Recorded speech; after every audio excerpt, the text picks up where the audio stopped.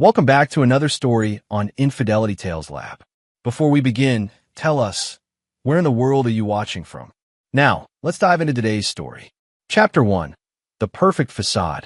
Gary Becker stood in his mahogany-paneled home office, watching through the Venetian blinds as his wife, Casey, tended to her rose garden. 22 years of marriage, and she still looked beautiful in the morning light. Her auburn hair caught the sun as she bent over the flower beds, the same hair he'd run his fingers through on their wedding night. But Gary wasn't admiring his wife anymore. He was studying his target. 3 months ago, Gary had returned early from a business trip to find Casey's car gone and Hannah, their 16-year-old daughter, at her friend's house. The house felt different, charged with an energy that didn't belong. In their bedroom, he'd found a single cufflink under the bed, sterling silver with initials DW. Gary Becker hadn't survived 15 years in military intelligence by ignoring details. That cufflink led him down a rabbit hole that shattered everything he thought he knew about his life. Drew Whalen, 34 years old, Casey's personal trainer turned lover. The affair had been going on for 8 months. Gary had documentation now, photos, hotel receipts, text messages recovered from deleted files. Casey thought she was clever, but Gary had taught interrogation techniques to CIA operatives. A cheating housewife was child's play. The irony wasn't lost on him. While Gary had spent decades serving his country, neutralizing threats to national security, the real enemy had been sleeping beside him every night. "Dad!" Hannah's voice broke his concentration. She stood in the doorway, backpack slung over her shoulder, keys in hand. "I'm going to Drew's gym. Mom said she might stop by after her garden work." Gary turned from the window, his expression carefully neutral. Hannah had inherited Casey's beauty, but his keen intelligence. She was a student with dreams of studying international relations, following in her father's footsteps. The thought of what he was about to do, what it would mean for Hannah, created a brief moment of hesitation. But Gary Becker had learned long ago that hesitation was weakness, and weakness got people killed. "Have fun, sweetheart," he said, kissing her forehead. "Tell your mother I'll be working late tonight." After Hannah left, Gary walked to his safe and retrieved a manila folder thick with evidence. But this wasn't about exposing their affair to friends and family. Public humiliation was for amateurs. Gary's revenge would be surgical, devastating, and permanent. He opened his laptop and began typing an encrypted message to Simon Salazar, a former colleague who now worked in private security. Simon owed Gary his life from a mission in Afghanistan, and Gary was about to collect on that debt. The message was simple: need a favor. Remember that discussion about untraceable evidence planting? It's time. Casey's laughter drifted through the window as she spoke on her phone. Gary recognized the tone, the same breathy whisper she'd once used with him. Now it was Drew on the other end, making plans for their afternoon rendezvous. Gary closed the laptop and walked to his bedroom closet. Behind his dress shirts, concealed in a false back, was his old service weapon and several items from his intelligence days. Things that officially didn't exist. He'd spent 3 months planning. Now it was time to execute. Chapter 2. Threads of Deception.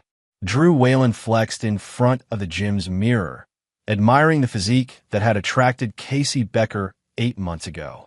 At 34, he was in the best shape of his life, and wealthy women like Casey were easy prey. She wasn't the first married client he'd seduced, and she wouldn't be the last. "Looking good, boss," said Alfredo Horton, Drew's business partner and co-owner of Elite Fitness. Alfredo was the brains behind their operation. Not just the gym, but their side business of blackmailing wealthy clients with compromising photos and videos. "Casey's coming by this afternoon," Drew said, adjusting his tank top. "Got the cameras ready?" Alfredo nodded toward the seemingly innocent security system. "Already rolling. Her husband's got serious money. Military contractor, right? This could be our biggest score yet." Drew had researched Gary Becker thoroughly. The man was worth over $2 million, with government contracts stretching back decades. Casey had no idea Drew's interest in her went beyond her body, though that was certainly part of the appeal. What Drew didn't know was that Gary Becker had been watching them both for months. At that moment, Simon Salazar sat in a van across the street, monitoring their conversation through sophisticated listening devices. Gary's former colleague was a master of electronic surveillance, and Elite Fitness's security system had been compromised weeks ago. Target confirmed, Simon spoke into his comm device. They're planning to record the wife for blackmail purposes. Gary's voice crackled back through the encrypted channel. Perfect. That gives us motive and opportunity. Proceed with Phase 2. Simon reached for a small device, a signal jammer that would create a brief window of vulnerability in the gym systems, long enough to plant the evidence Gary had prepared. Meanwhile, across town, Casey Becker finished her gardening and checked her reflection in the hall mirror. She'd lost 15 pounds since starting her sessions with Drew, but the real transformation was internal. For the first time in years, she felt alive. Gary had become distant, cold, buried in his work. He treated their marriage like another military operation, efficient, organized, emotionless. Drew made her feel desired, spontaneous, dangerous. She didn't know that Gary had been distant by design, slowly withdrawing his affection to push her toward the affair he'd already discovered. Every cold shoulder, every late night at the office, every time he claimed to be too tired for intimacy, it had all been calculated to drive her into Drew's arms more completely. Casey grabbed her gym bag and headed for the door, not noticing the small GPS tracker Gary had placed in her car or the nearly invisible cameras he'd installed throughout their home. At Elite Fitness, Simon had completed his work. Hidden in Drew's office locker were several items that would soon become crucial evidence. A bag of high-grade cocaine, detailed plans for a robbery targeting Gary's government contracts, and photos of other clients in compromising positions. But the masterstroke was the hard drive concealed behind a false panel in Drew's desk. It contained fabricated but convincing evidence of a larger conspiracy: drug distribution networks, money laundering schemes, and communications with known criminals. Gary had spent months creating this false digital history, using techniques he'd learned from creating cover identities for deep cover operatives. Drew and Alfredo would soon discover that their blackmail scheme was the least of their problems. As Casey pulled into the gym parking lot, she felt the familiar thrill of anticipation. She had no idea she was walking into a trap that had been months in the making, or that her husband was already 10 steps ahead of every move she thought was secret. Gary sat in his office, watching the tracking signals on his computer screen. Casey's car at the gym, Simon's van in position, everything proceeding according to plan. He picked up his phone and dialed a number he hadn't used in 5 years. Kirk Rhodes, answered a gruff voice. Kirk, it's Gary Becker. I need a favor. Kirk Rhodes was a federal agent who specialized in drug trafficking cases. Gary had provided intelligence that helped Kirk break a major cartel operation in 2018. Another debt to be collected. Gary, good to hear from you. What do you need? I have intelligence on a drug operation with ties to blackmail and extortion.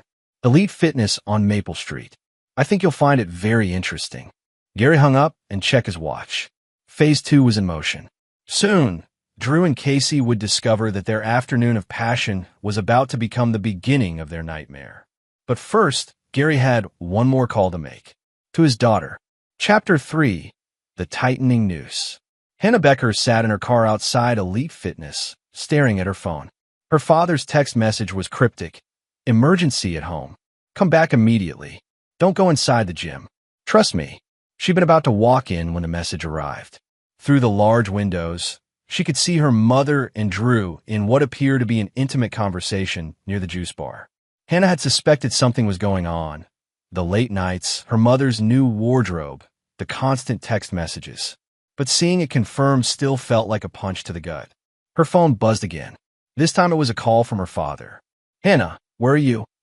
Gary's voice was tight with controlled urgency. Outside the gym.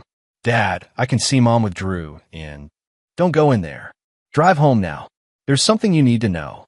Hannah started her car with shaking hands. Her perfect family was crumbling, and she didn't understand why. Inside Elite Fitness, Casey and Drew were oblivious to the storm gathering around them. They'd moved to Drew's office for privacy, unaware that every word was being recorded by Gary's surveillance equipment. When are you going to tell him? Drew asked, his hands wandering over Casey's body. Soon, Casey whispered. Gary's been so distant lately. I think he already suspects something. What they didn't know was that Gary wanted them to feel confident, secure in their deception. It would make their fall that much more devastating. In the gym's main area, Alfredo was dealing with an unexpected problem. The security system was glitching, showing false alarms and system errors. He called their tech support company, but they claimed no issues on their end. The glitches were Simon's work, creating a digital paper trail that would support the planted evidence. Every system error was logged, creating timestamps that would align perfectly with the criminal activity Gary had fabricated. At the federal building downtown, Kirk Rhodes was reviewing the intelligence package Gary had provided. It was comprehensive: financial records, communication logs, surveillance photos. If even half of it was accurate, Elite Fitness was a front for a significant criminal operation. Kirk didn't question the source. Gary Becker's intelligence had always been solid, and the evidence was too detailed to ignore. He began assembling a task force for a coordinated raid. Hannah burst through the front door of her house to find her father waiting in the living room. Gary's expression was harder than she'd ever seen it. "Sit down, Hannah." She collapsed onto the couch, her mind racing. "Dad, what's going on? Why couldn't I go into the gym?" Gary placed a manila folder on the coffee table between them. "Your mother has been having an affair with Drew Whalen for 8 months. The words hit Hannah like a physical blow. Even though she'd suspected, hearing it confirmed by her father made it real. "How do you know?" Gary opened the folder, revealing photos, hotel receipts, text message transcripts. The evidence was overwhelming and damning. "I've known for 3 months, Gary said quietly. "I've been gathering evidence." Hannah stared at the photos, her mother kissing Drew in a hotel parking lot, entering his apartment, leaving the next morning. Her perfect mother, the woman who taught her about honesty and integrity, was living a lie. "What are you going to do?" Hannah asked. Gary's expression was ice cold. "I'm going to destroy them both." The word sent a chill through Hannah. She'd never seen her father like this. Not angry, but something far more dangerous. Calculating. Methodical. "Dad, maybe we should just..." "There is no just, Hannah. Your mother betrayed our family. She betrayed 22 years of marriage. She betrayed you." Gary's voice was steady, but Hannah could see the fury burning behind his eyes. "And Drew Whalen thinks he can destroy my family for sport. They both need to learn that actions have consequences." Hannah's phone buzzed with a text from her mother. "Running late, sweetheart. Don't wait up for dinner." Gary saw the message. "She's lying to you too, Hannah. Right now, while she's texting about running late, she's in bed with her lover. Are you going to defend that?" Hannah felt tears burning her eyes. Her family was falling apart, and her father was talking about revenge like it was a military operation. "What kind of consequences?" she whispered. Gary closed the folder. "The kind that ensure they never hurt us again." At that moment, Kirk Rhodes was briefing his team on the Elite Fitness operation. The raid was scheduled for the following morning. Gary's intelligence suggested the targets would be most vulnerable during their regular afternoon meeting. But Gary had also provided Kirk with additional intelligence: Drew Whalen's vehicle registration, his known associates, his daily patterns. Everything the federal agents would need to build an airtight case. As Hannah sat in shocked silence, processing the destruction of her family, Gary was already moving to the next phase. His phone displayed a message from Simon. "All packages delivered. Systems compromised. Targets unaware." Gary looked at his daughter, his brilliant, innocent daughter who was about to learn that the world was far crueler than she'd ever imagined. "Hannah, I need you to understand something. In this life, you're either the predator or the prey. Your mother chose to make us prey. I choose to be the predator." Hannah stared at her father, seeing a stranger where her protector used to be. "What does that mean?" Gary's smile was cold as winter. "It means tomorrow, your mother and Drew Whalen are going to discover what happens when you betray Gary Becker." Outside, storm clouds were gathering. But the real storm was about to break inside Elite Fitness, where 2 lovers had no idea their affair was about to cost them everything. Chapter 4. The Trap Springs. Casey Becker woke up in Drew's arms at 6 a.m., sunlight streaming through the blinds of his downtown apartment. For a moment, she felt pure contentment, until reality crashed back. She'd told Gary she was at her sister's house for the night. Another lie in an increasingly complex web of deception. "I have to go," she whispered, slipping out of bed. Drew pulled her back down. "Stay. Gary's probably already left for work anyway." Casey didn't know that Gary was indeed gone, but not to work. He was across the street in Simon's surveillance van, watching the apartment building and coordinating with Kirk Rhodes's federal task force. Teams Alpha and Bravo in position. Kirk's voice crackled through Gary's earpiece. Gary watched through high-powered binoculars as Casey finally emerged from the building at 7:30 a.m. She looked guilty, furtive, constantly checking her phone. "Perfect. She's leaving now," Gary reported. Drew should be departing for the gym within 30 minutes. The plan was intricate. Kirk's team would raid Elite Fitness at 9 a.m., discovering the planted evidence that would implicate Drew in drug trafficking and extortion. But Gary's revenge went deeper than a simple frame job. At home, Hannah was getting ready for school when her mother walked through the door, hair disheveled, makeup smeared. "Morning, sweetheart," Casey said, trying to sound casual. "How was your night?" Hannah stared at her mother, this woman who'd raised her to value honesty above all else. "Fine. Dad left early for work." Casey nodded, heading upstairs to shower. She didn't notice Hannah filming her with her phone, documenting the obvious signs that she'd spent the night elsewhere. Gary had asked Hannah to gather evidence, and despite her conflicted feelings, she'd agreed. At Elite Fitness, Drew was reviewing the gym's financials when Alfredo burst into his office. "We've got problems," Alfredo panted. "The security system logged 23 unauthorized access attempts last night. Someone's been trying to hack us." Drew frowned. Their blackmail operation required absolute security. If someone had compromised their systems, run a full diagnostic, Drew ordered. "Check everything. Cameras, files, the works." What they found terrified them. Their supposedly secure servers had been infiltrated. Worse, someone had been copying their files for weeks. All their blackmail materials, all their victim profiles, everything. "We need to shut down operations," Alfredo said. "Delete everything and disappear." But it was too late. As they frantically tried to purge their systems, Kirk Rhodes's task force was already surrounding the building. Gary watched from his position as black SUVs blocked every exit. This was the moment he'd been planning for months, the systematic destruction of everyone who'd betrayed him. Federal agents. Kirk's voice boomed through a megaphone. "Everyone exit the building with your hands visible." Inside the gym, chaos erupted. Drew and Alfredo tried to run, but there was nowhere to go. Within minutes, they were both in handcuffs as federal agents swarmed the building. Kirk Rhodes personally searched Drew's office, following Gary's detailed intelligence. The hidden cocaine was found exactly where Simon had planted it. The fabricated robbery plans were discovered in Drew's desk. The hard drive containing months of falsified criminal communications was recovered from behind the false panel. "Drew Whalen, you're under arrest for drug trafficking, racketeering, and conspiracy to commit robbery," Kirk announced. Drew's face went white. "This is insane. I don't know what any of this is." But his protests fell on deaf ears. The evidence was overwhelming and convincing. Gary had spent months crafting a perfect frame, using techniques learned from decades of intelligence work. From the surveillance van, Gary called Hannah. "Turn on the news." Hannah was in her first period chemistry class when she saw the breaking news alert on her phone. Local gym owners arrested in major drug bust. Her stomach dropped as she saw Drew's face on the screen, being led away in handcuffs. The reporter was describing a complex criminal operation involving drug trafficking and blackmail. Gary's voice was calm when she called him. "Phase 1 complete. Dad, this is insane. You framed them." "I exposed them," Gary corrected.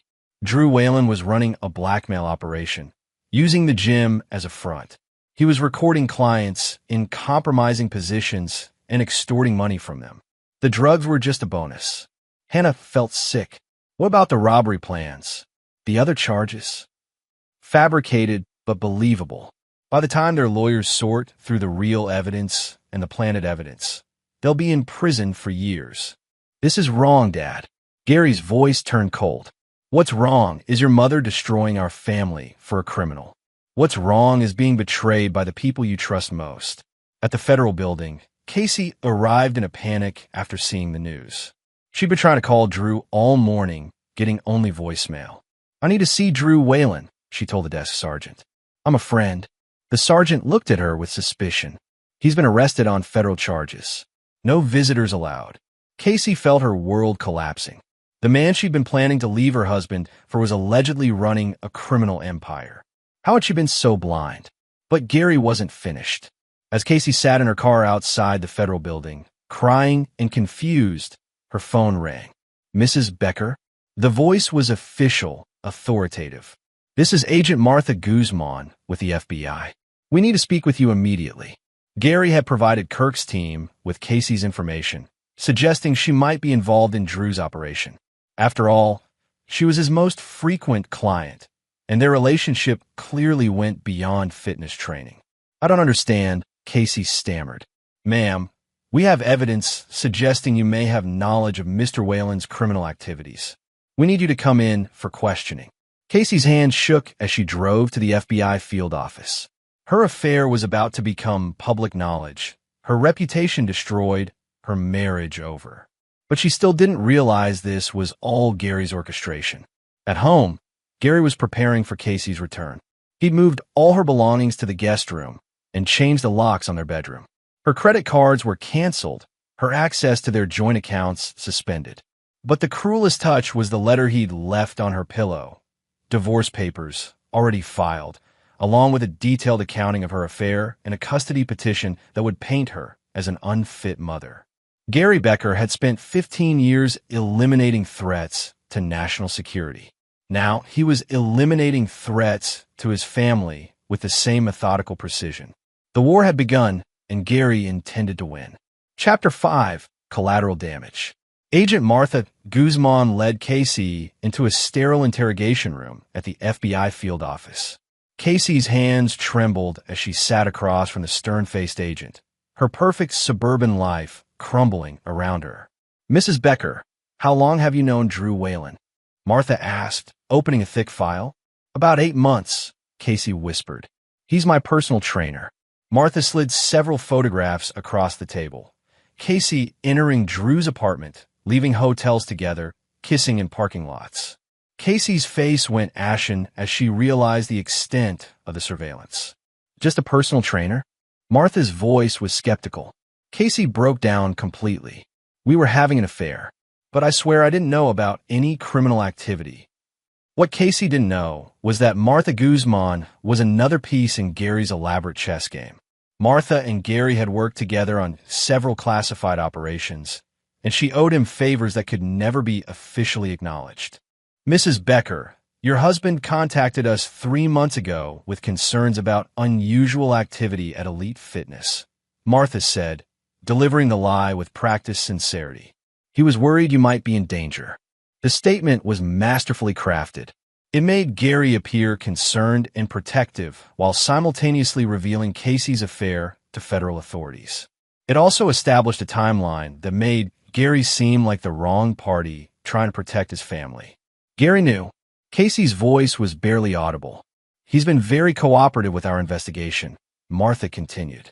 He provided us with financial records showing unusual deposits in your personal account. Deposits that coincide with your visits to Elite Fitness. This was another fabrication.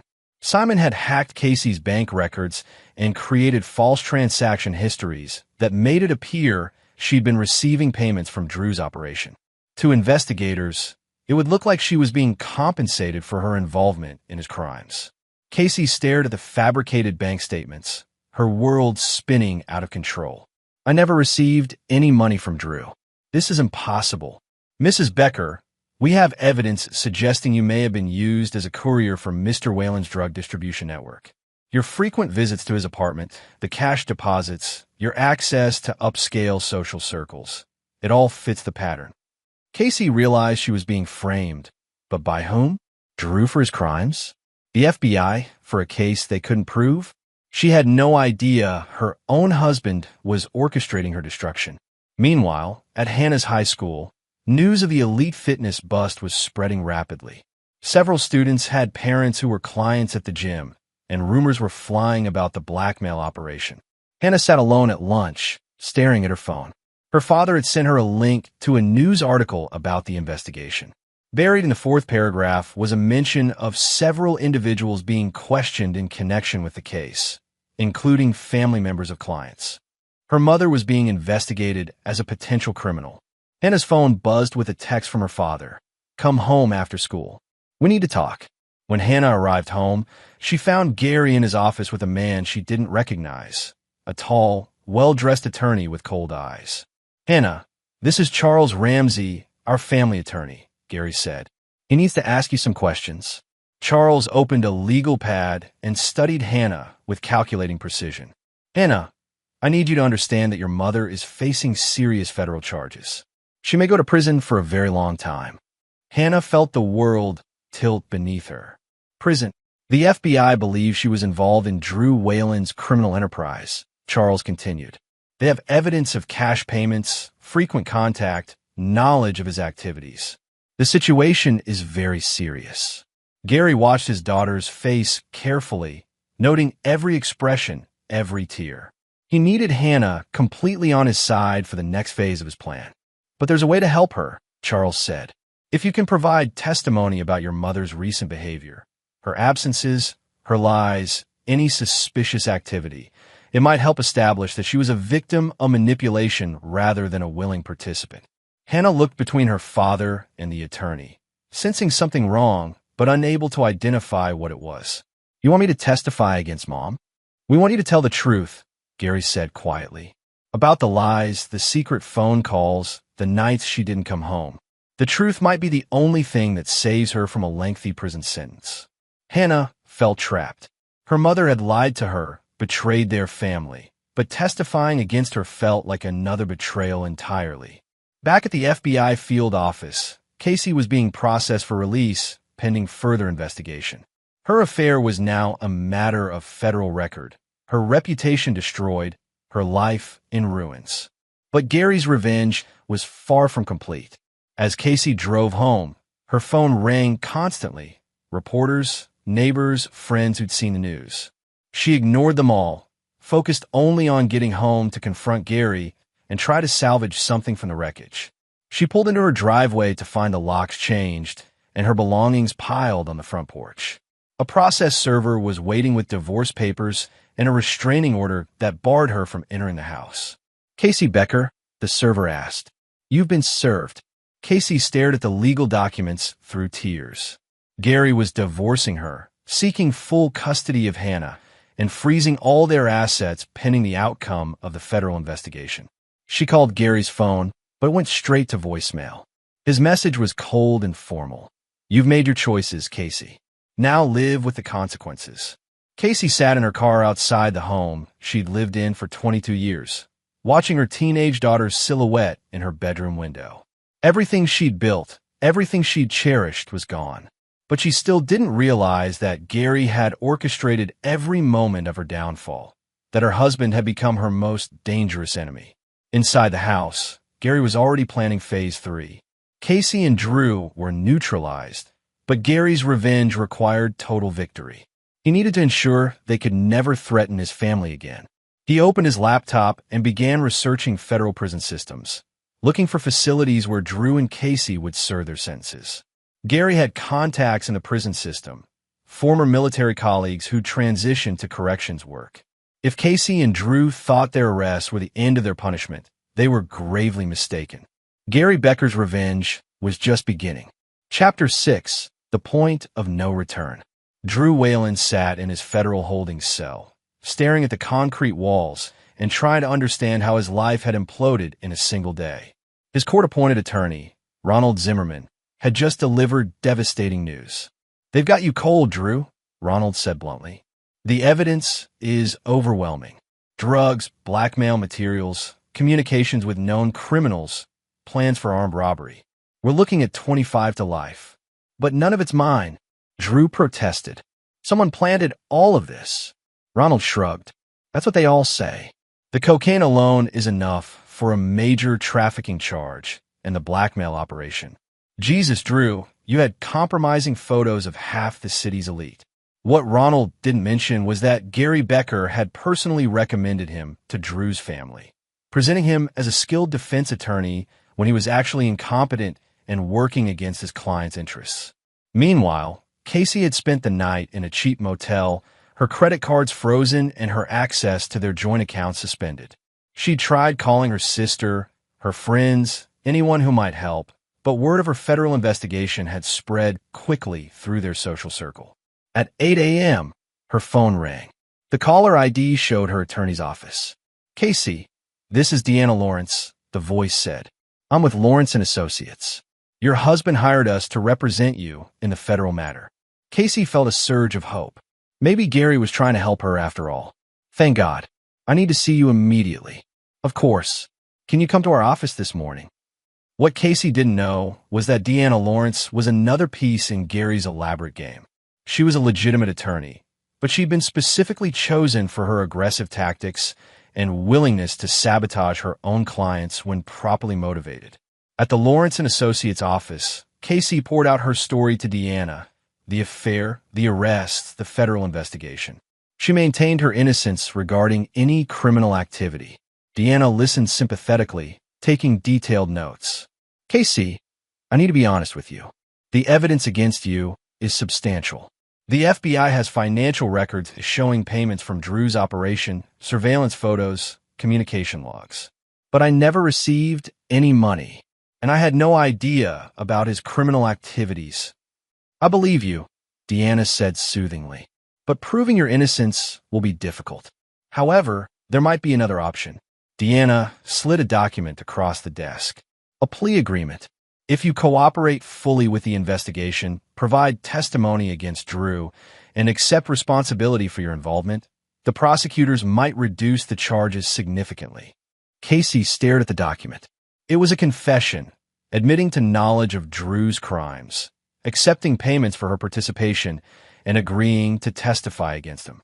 "If I don't sign this, you'll likely face the same charges as Drew. 25 years to life." Casey's hands shook as she signed the document, not realizing she was signing her own destruction. The plea agreement was fabricated, designed to create a false confession that would destroy any chance of mounting a legitimate defense. Back at home, Gary was having breakfast with Hannah when his phone buzzed with a message from Deanna. "Document signed. Phase 6 complete." Hannah noticed her father's satisfied smile. "Dad, what's going to happen to Mom?" Gary buttered his toast carefully. "Your mother made choices, Hannah. Now she has to accept responsibility for those choices." "But what if she goes to prison?" Gary looked at his daughter with cold calculation. Hannah was becoming a problem. Her sympathy for Casey could complicate his plans. It was time to ensure Hannah's complete loyalty. "Hannah, I need to show you something." Gary led Hannah to his office and opened his laptop. On the screen was a video, security footage from Elite Fitness showing Casey and Drew in intimate situations. Hannah turned away, horrified. "Dad, I don't want to see this." "You need to understand who your mother really is," Gary said firmly. "This is what she chose over our family. Over you." Hannah began crying, but Gary wasn't finished. He showed her bank records, the fabricated ones Martha had presented, text messages between Casey and Drew discussing their future together, hotel receipts spanning months. "She was planning to leave us, Hannah. Leave you. For a criminal who was using her for blackmail and drug money." The lies were masterfully constructed, each one designed to poison Hannah's relationship with her mother permanently. Gary needed Hannah to hate Casey as much as he did. "I don't want to see her anymore," Hannah said through tears. Gary pulled his daughter close, feeling a moment of genuine affection mixed with satisfaction. "You don't have to, sweetheart. I'll protect you from now on." That afternoon, Casey was arrested again, this time for violating the terms of her release by attempting to contact Drew while he was in federal custody. The violation was fabricated, but the signed confession made it believable. As Casey was led away in handcuffs for the second time in 2 days, reporters swarmed the scene. Her arrest was broadcast on local news, her face plastered across social media as a suburban housewife turned criminal accomplice. Gary watched the coverage from his office, noting every detail. Casey's humiliation was complete, but her punishment was just beginning. He opened a secure messaging app and sent a final instruction to his network of contacts. Target secured. Proceed to final phase. In federal prison, Drew Whalen was about to discover that Gary Becker's influence extended far beyond the courtroom. And Casey was about to learn that her husband's revenge had no limits, no mercy, and no end. Gary looked out his office window at the rose garden Casey had tended so carefully. Tomorrow, he would have it torn out and replaced with something new, something that belonged to his life moving forward, not the life Casey had destroyed. Hannah knocked on his door. "Dad? The news is saying Mom might get 25 years. Gary turned from the window, his expression serene. "That's not our concern anymore, Hannah. Casey Becker chose her path. Now she has to walk it." Hannah nodded, her face hardening with an expression that reminded Gary of himself. Good. She was learning. The war was nearly over, and Gary Becker had won completely. Chapter 7. The Final Betrayal. 6 months later, Gary Becker sat in the visitor's room of the Federal Correctional Institution, watching Casey through reinforced glass. She looked hollow, broken, aged years in just half a year. The federal prison system had not been kind to the former suburban housewife. "Why are you here, Gary?" Casey asked through the phone, her voice barely above a whisper. Gary studied his former wife. He corrected himself. The divorce had been finalized 3 months ago, with Gary retaining full custody of Hannah and all marital assets. "I wanted to see how you were adjusting," Gary said calmly. Casey laughed bitterly. "Adjusting? I'm serving 15 years for crimes I didn't commit. Drew got life without parole. Our lives were destroyed by whoever framed us." Gary's expression didn't change. "No one framed you, Casey. You made choices. You betrayed our marriage, our family, our daughter. Everything that happened was a consequence of those choices. I had an affair, Gary. I didn't traffic drugs or blackmail people or plan robberies." Gary leaned forward slightly. "Didn't you?" Something in his tone made Casey's blood run cold. She stared at her husband's face, noting the cold satisfaction in his eyes, the slight smile playing at his lips. "What are you saying?" Gary was quiet for a long moment, savoring this instant. He'd waited months for this conversation, the moment when Casey would finally understand the scope of his revenge. "I'm saying that your affair was just the beginning of your betrayal. Everything else, the drugs, the blackmail, the robbery plans, that was all real, Casey. You just didn't know about it." Casey's hands began shaking. "You're lying. Drew really was running a blackmail operation. He really was planning to rob my government contracts. The drugs were his side business." Gary's voice was matter-of-fact, conversational. "I just enhanced the evidence, made sure the authorities found everything." The truth crashed over Casey like a physical blow. "You framed us." "I exposed the truth and added some creative details," Gary corrected. "Drew was using you, Casey. He was recording your sessions, planning to blackmail me through you. You were never his lover. You were his mark." Gary reached into his jacket and pulled out a tablet, showing Casey surveillance footage from Elite Fitness. She watched in horror as Drew and Alfredo discussed their plan to seduce her, record her, and extract money from Gary. "This is from 3 months before your affair began," Gary said. "He targeted you specifically because of my wealth and security clearance. Every moment you thought was love was actually him executing a con." Casey stared at the footage, watching Drew laugh as he described her as desperate and gullible. Her world shattered completely. "But you let it happen," she whispered. "You knew, and you let me walk into his trap." Gary's smile was ice cold. "I didn't let it happen, Casey. I made it happen. I wanted you to fall for his scheme so I could destroy you both." The full scope of Gary's manipulation was staggering. He discovered Drew's plan early and, instead of stopping it, had encouraged it. Gary had been the one to suggest Casey needed a personal trainer. He'd recommended Elite Fitness specifically. He'd even created opportunities for the affair by working late and traveling more frequently. "You orchestrated everything," Casey said in dawning horror. Every moment, Gary confirmed. Your affair, Drew's criminal activities, the federal investigation, your arrest, your confession. All of it was my design. Casey felt physically ill. Why? Why would you do this to me? Gary's expression turned deadly serious. Because you betrayed me, Casey. You betrayed our marriage, our family, our daughter. And I don't forgive betrayal. I was lonely. You've been distant for months. I made a mistake, but I didn't deserve this. You made a choice, Gary said firmly. You chose to destroy our family. I chose to destroy you first. Casey began crying, but Gary wasn't finished. He had one more revelation that would complete her psychological destruction. Hannah knows, he said quietly. Casey looked up, tears streaming down her face. Knows what? Everything. She knows about your affair, your criminal conviction, your betrayal of our family. She testified at your sentencing hearing about your lies and absences. She asked the judge to give you the maximum sentence. The words hit Casey like bullets. No, Hannah wouldn't. Hannah hates you, Casey. She sees you as the woman who destroyed our family for money and drugs. She believes you're a criminal who chose strangers over your own daughter. Gary pulled out his phone and showed Casey a text message from Hannah. Dad, I'm so glad you protected us from her. I never want to see her again. Casey collapsed forward, sobbing uncontrollably. Her daughter, her beautiful, brilliant daughter, had been turned against her completely. She won't take your calls, Gary continued mercilessly. She refuses your letters. She's changed her name legally. She's Hannah Rhodes now, taking my mother's maiden name. As far as she's concerned, Casey Becker died the day you chose Drew over your family. Casey looked up at Gary through her tears, finally seeing him clearly for the first time. This wasn't her husband, the man she'd married 22 years ago. This was a predator, a monster who'd systematically destroyed her life with surgical precision. You're insane, she whispered. Gary stood up, straightening his jacket. I'm thorough. There's a difference. He paused at the door, looking back at Casey one final time. Oh, and Casey?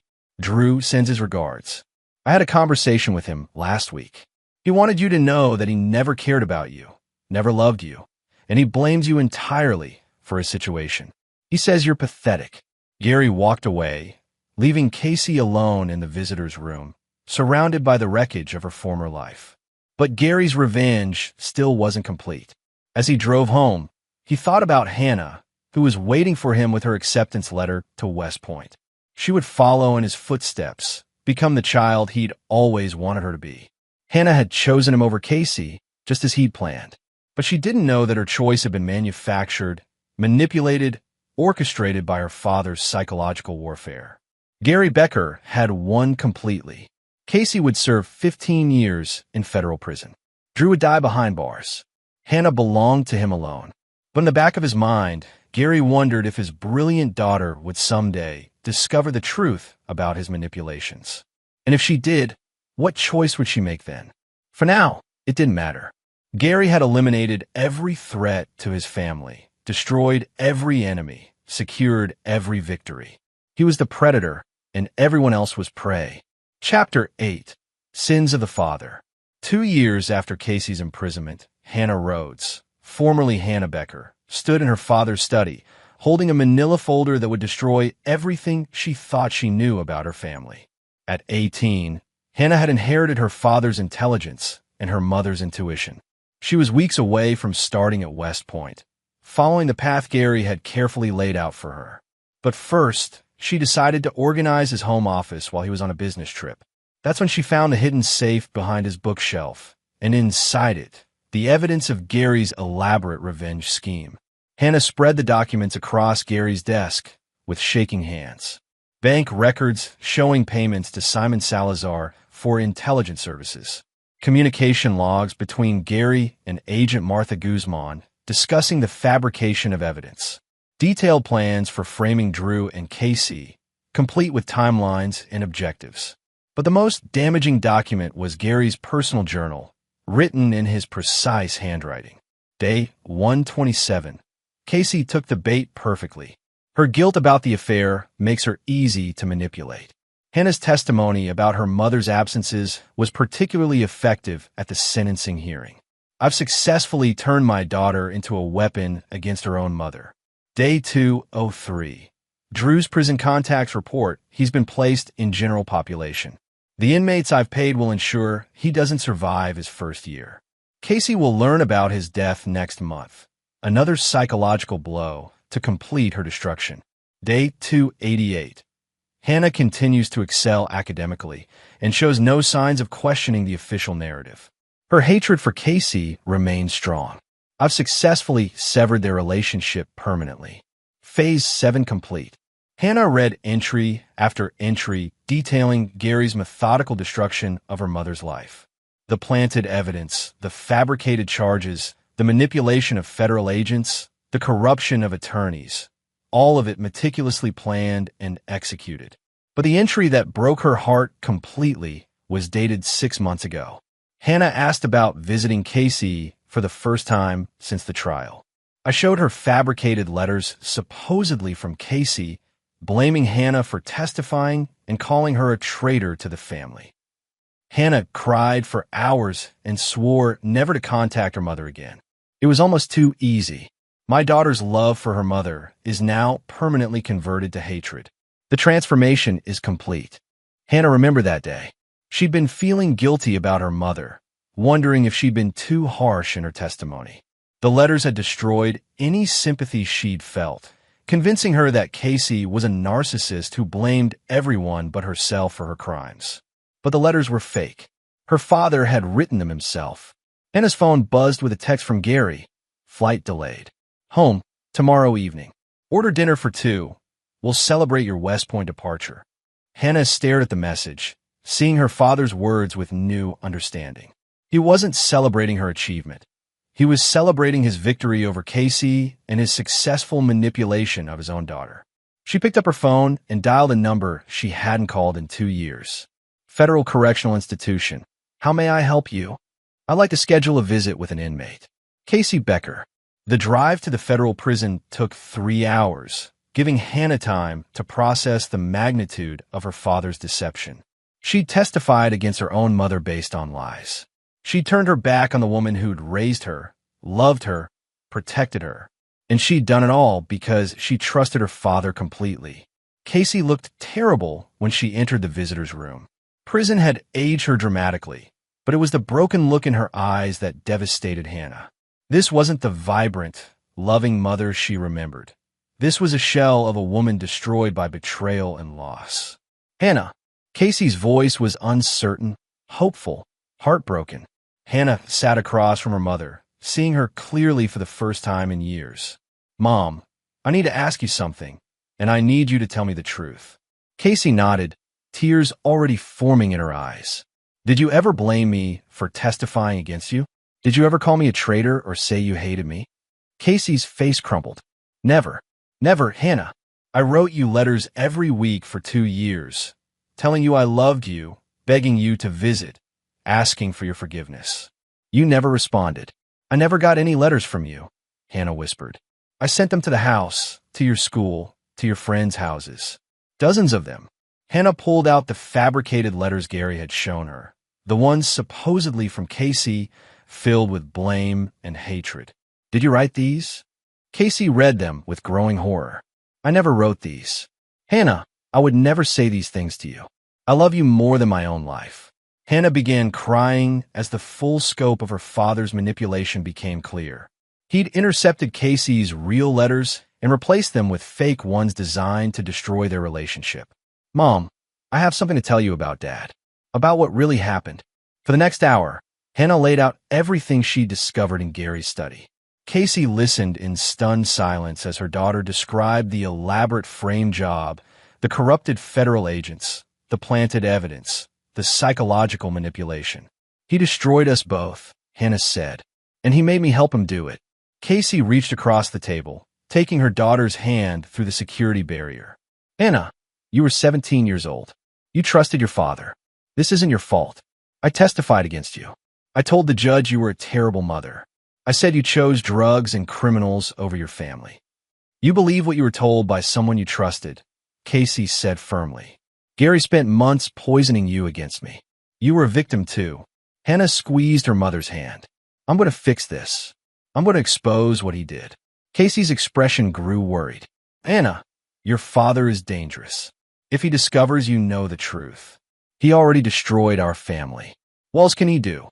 Casey looked at her brilliant, brave daughter and felt both pride and terror. Hannah, promise me something. Whatever you decide to do, be careful. Your father has killed people. He won't hesitate to hurt you if you threaten his carefully constructed world.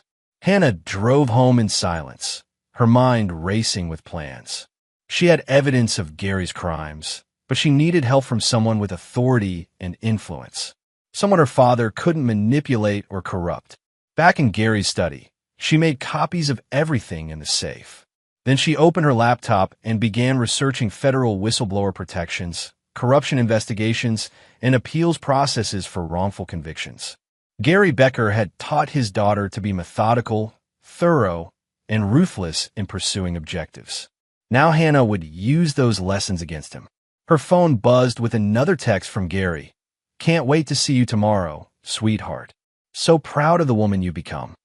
Hannah stared at the message, feeling a cold rage building inside her. The same calculating fury she'd inherited from her father. Gary had made one crucial mistake in his elaborate revenge scheme. He'd assumed Hannah would remain his loyal daughter forever, never questioning his version of events. But Hannah was 18 now, legally an adult, and she'd inherited her father's intelligence along with her mother's moral compass. The war Gary thought he'd won was about to begin again. And this time, he would discover what it felt like to be hunted by someone who knew all his tactics. Hannah began typing an encrypted email to the FBI's Internal Affairs Division, attaching copies of all the evidence she'd found. The subject line read, Evidence of federal agent corruption and conspiracy, Gary Becker investigation. Tomorrow, when Gary returned home expecting to celebrate his victory, he would instead face the consequences of underestimating his own daughter. Hannah had learned to be a predator from the best teacher in the world. Now Gary was about to become a prey. Chapter 9. The Reckoning. Gary Becker's flight touched down at Reagan National Airport at 6:47 p.m., 2 hours late due to weather delays. He'd spent the flight reviewing classified documents for a new government contract, feeling satisfied with his carefully ordered life. Casey was serving year 3 of her 15-year sentence, broken and forgotten. Drew had died 6 months ago in a prison fight, exactly as Gary had arranged. Hannah was thriving at West Point, following the path he'd designed for her. Everything was perfect. Gary's phone showed 17 missed calls from Hannah, which struck him as unusual.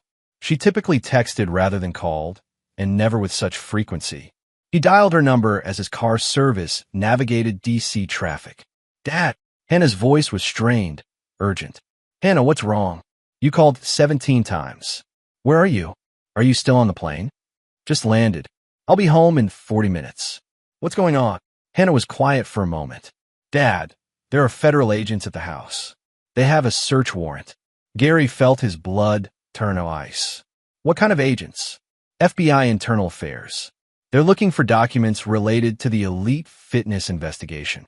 Dad, they know about Agent Guzman, about Simon Salazar, about all of it. Gary's mind raced through possibilities. Someone had exposed his operation. But who? Everyone involved owed him favors or was compromised. There shouldn't be any loose ends. Hannah, listen to me carefully. Go to your room and pack a bag. Don't talk to the agents. Don't answer any questions. I'll handle this when I get home. Dad, Hannah's voice broke. I need to tell you something. Gary heard something in his daughter's tone that made his stomach clench. What is it? I found your safe. I read your journal. I know what you did to Mom. The words hit Gary like a physical blow. He closed his eyes, recognizing the tactical error that would destroy him. He'd underestimated his own daughter.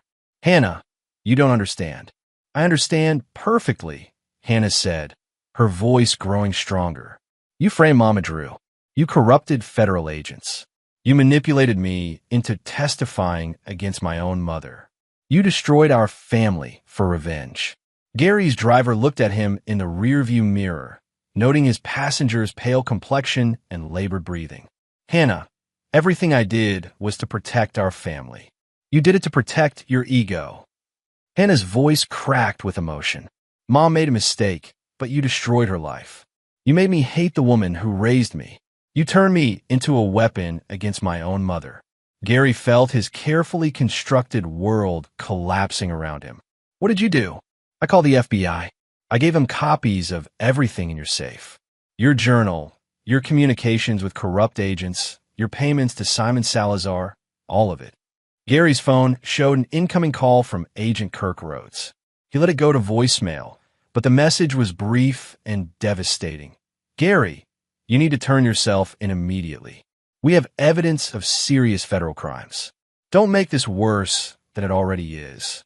"Hannah, you've made a terrible mistake," Gary said, trying to maintain control. "Those documents are classified. You've committed federal crimes by copying them." "Actually, I haven't," Hannah replied. "I consulted with a federal prosecutor before I acted. Everything I did falls under whistleblower protections for reporting corruption and civil rights violations." Gary realized his daughter had outmaneuvered him completely. She'd inherited his strategic thinking, but applied it against him with devastating effectiveness. "Where are you now?" Gary asked. "Somewhere safe." "Dad, I'm giving you one chance to do the right thing. Turn yourself in. Confess to what you did. Help get Mom's conviction overturned." Gary laughed bitterly. "The right thing? Hannah, your mother betrayed our family. She chose a criminal over us. Everything I did was justified. Mom made a mistake. You committed felonies. There's a difference." Gary's car pulled into his driveway, where 8 federal vehicles were parked.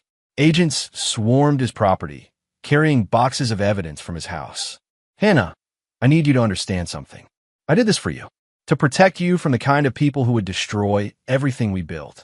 You did this for yourself," Hannah said quietly, "because you can't stand being betrayed, even when the betrayal is choosing someone else over your coldness." Gary saw Agent Kirk Rhodes approaching his car. Through the phone, he could hear Hannah crying. "Dad, I loved you. I trusted you completely. But what you did to Mom, what you made me do to her, I can't forgive that. Hannah, I'm going to visit Mom tomorrow. I'm going to tell her I'm sorry for believing your lies. And I'm going to spend the rest of my life making up for the damage I helped you cause." Gary felt something break inside his chest, not physical, but fundamental. His daughter, his greatest achievement, his perfect ally, had become his greatest enemy. "Hannah, please." "Goodbye, Dad." The line went dead as Kirk Rhodes tapped on Gary's car window. "Gary Becker, you're under arrest for conspiracy, obstruction of justice, civil rights violations, and corruption of federal officers." As the handcuffs clicked around his wrists, Gary thought about the journal entry he'd written just last week. "Victory is complete. All enemies neutralized. Family secured." He'd been wrong about everything. 6 months later, Gary Becker sat in the same federal courtroom where Casey had been sentenced 3 years earlier. But this time, he was the defendant facing a life sentence for his crimes. Hannah sat in the gallery, wearing her West Point uniform. She deferred her enrollment to focus on overturning her mother's conviction, working with a team of appellate attorneys to expose the massive frame job Gary had orchestrated. During Gary's sentencing hearing, Hannah stood to address the court. "Your Honor, Gary Becker was my father, and I loved him. But love doesn't excuse what he did to my mother, to Drew Whalen, to me, and to the justice system itself. He turned his own daughter into an unwitting accomplice in his revenge scheme. He corrupted federal agents and fabricated evidence to destroy innocent people." Hannah looked directly at Gary as she continued. "My father taught me that actions have consequences. Today, he faces the consequences of his actions." Gary stared at his daughter, seeing himself reflected in her cold determination and strategic thinking. She'd become exactly what he'd tried to create, a ruthless tactical mind focused on achieving objectives. But now she was using those skills against him. The judge sentenced Gary to life in prison without possibility of parole. As he was led away, Hannah watched without emotion, her expression identical to Gary's during Casey's sentencing years earlier. 3 weeks later, Casey walked out of federal prison a free woman, her Her conviction overturned after evidence of the frame job was revealed. Hannah was waiting for her outside the gates.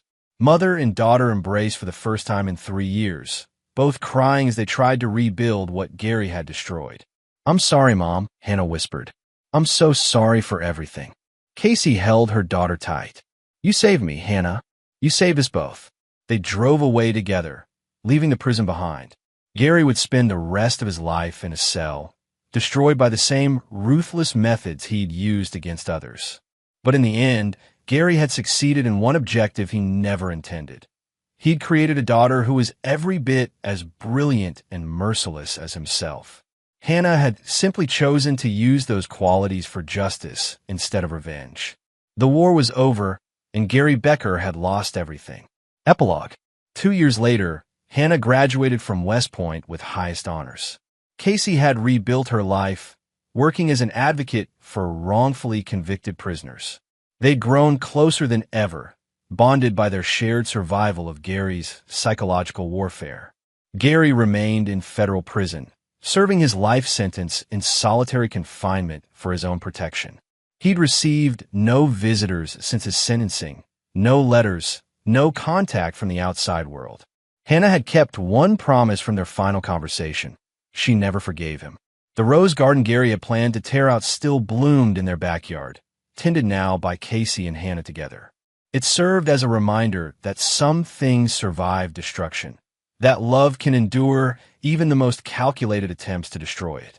Gary Becker had been a master of revenge, but he'd underestimated the one opponent who knew all his tactics, the daughter he'd trained too well. In the end, the predator had become the prey, destroyed by his own creation. And Hannah Rhodes, no longer Hannah Becker, had learned the most important lesson of all, that sometimes the right choice is forgiving those who betray you and never forgiving those who teach you to hate. And there you have it. Another story comes to an end. What did you think? I'd love to hear your thoughts in the comments below. If you enjoy this story, consider joining our community by subscribing. It means the world to us. For more stories like this one, check out the recommended videos on screen. And I'll see you there. Welcome back to another episode of Infidelity Tales Lab. We're thankful for your continued viewership. Before we begin, tell us, where in the world are you watching from? We love knowing our global reach.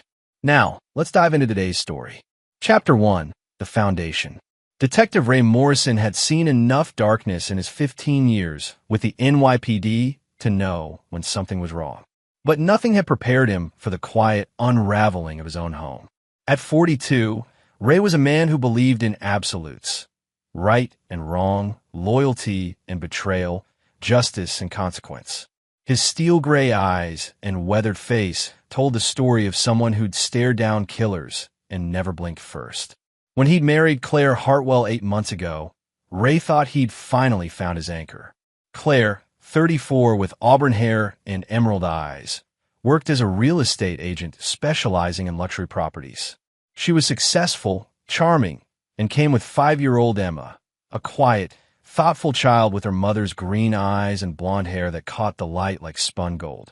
Ray had embraced fatherhood with the same intensity he brought to everything else. His own father had abandoned him when he was 7, leaving him with a mother who worked 3 jobs just to keep them afloat. He'd sworn never to be that man, never to let a child feel unwanted or unsafe. The Morrison family had seemed perfect from the outside. Ray had bought a house in Westchester County, a 4-bedroom colonial with a white picket fence and a tire swing in the backyard. Claire had insisted on the neighborhood, claiming it was perfect for Emma's development. Ray had agreed, despite the hour-long commute to the precinct. But perfection, Ray had learned, was often just a mask for something rotten underneath. The first sign came 3 weeks after they'd moved in. Emma, who had been a cheerful, talkative child during their courtship, had grown increasingly withdrawn. She barely touched her meals, pushing food around her plate while offering polite apologies. "Sorry, Dad, I'm not hungry," became her nightly refrain. Ray noticed how she flinched when adults approached too quickly, how she developed dark circles under her eyes despite going to bed early. When he brought up his concerns to Claire, she dismissed them with a wave of her hand. "She's adjusting, Ray. Moving is traumatic for children. She'll get used to it." But Ray's instincts, honed by years of reading people's lies and fears, told him otherwise.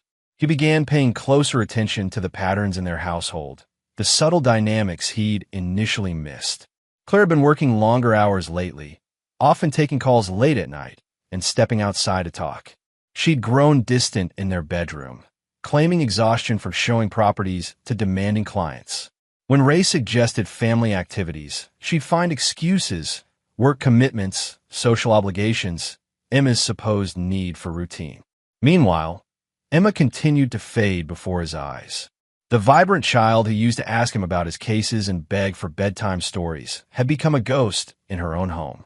Ray's partner, Detective Luis Santos, had noticed a change in him too. They were sitting in their unmarked car outside a suspect's apartment when Luis finally spoke up. "You look like hell, Morrison. What's eating you?" Ray stared through the windshield at the gray October sky. "Just family stuff. Nothing I can't handle." "Family stuff, huh?" Luis, a father of three, understood the weight behind those words. "You know, my Maria went through a phase when she was Emma's age. Stopped eating, had nightmares. Turned out a teacher at school was inappropriate." The words hit Ray like ice water. He'd been thinking like a husband, not like a detective. He'd been looking for obvious signs of abuse while missing the subtle indicators that something was deeply wrong in his stepdaughter's world. That evening, Ray watched Emma more carefully during dinner. The way she glanced nervously toward the front door when they heard cars pass. How she seemed to shrink into herself when Claire answered her phone. The careful way she chose her words, as if she were walking through a minefield. After Emma went to bed, Ray found Claire in their home office, typing furiously on her laptop. When she saw him, she quickly closed the screen. "Just finishing up some listing descriptions," she said, but her smile seemed forced. Ray nodded, but filed the behavior away.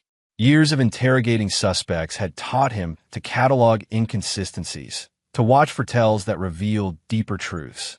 Later that night, as Claire slept beside him, Ray stared at the ceiling and made a decision. Whatever was happening to Emma, whatever was causing her retreat into herself, he would find it.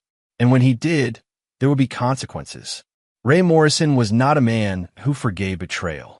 He'd learned that lesson early, watching his mother struggle to raise him alone while his father started a new family across town. He'd seen too many victims destroyed by people they trusted, too many families shattered by those who were supposed to protect them.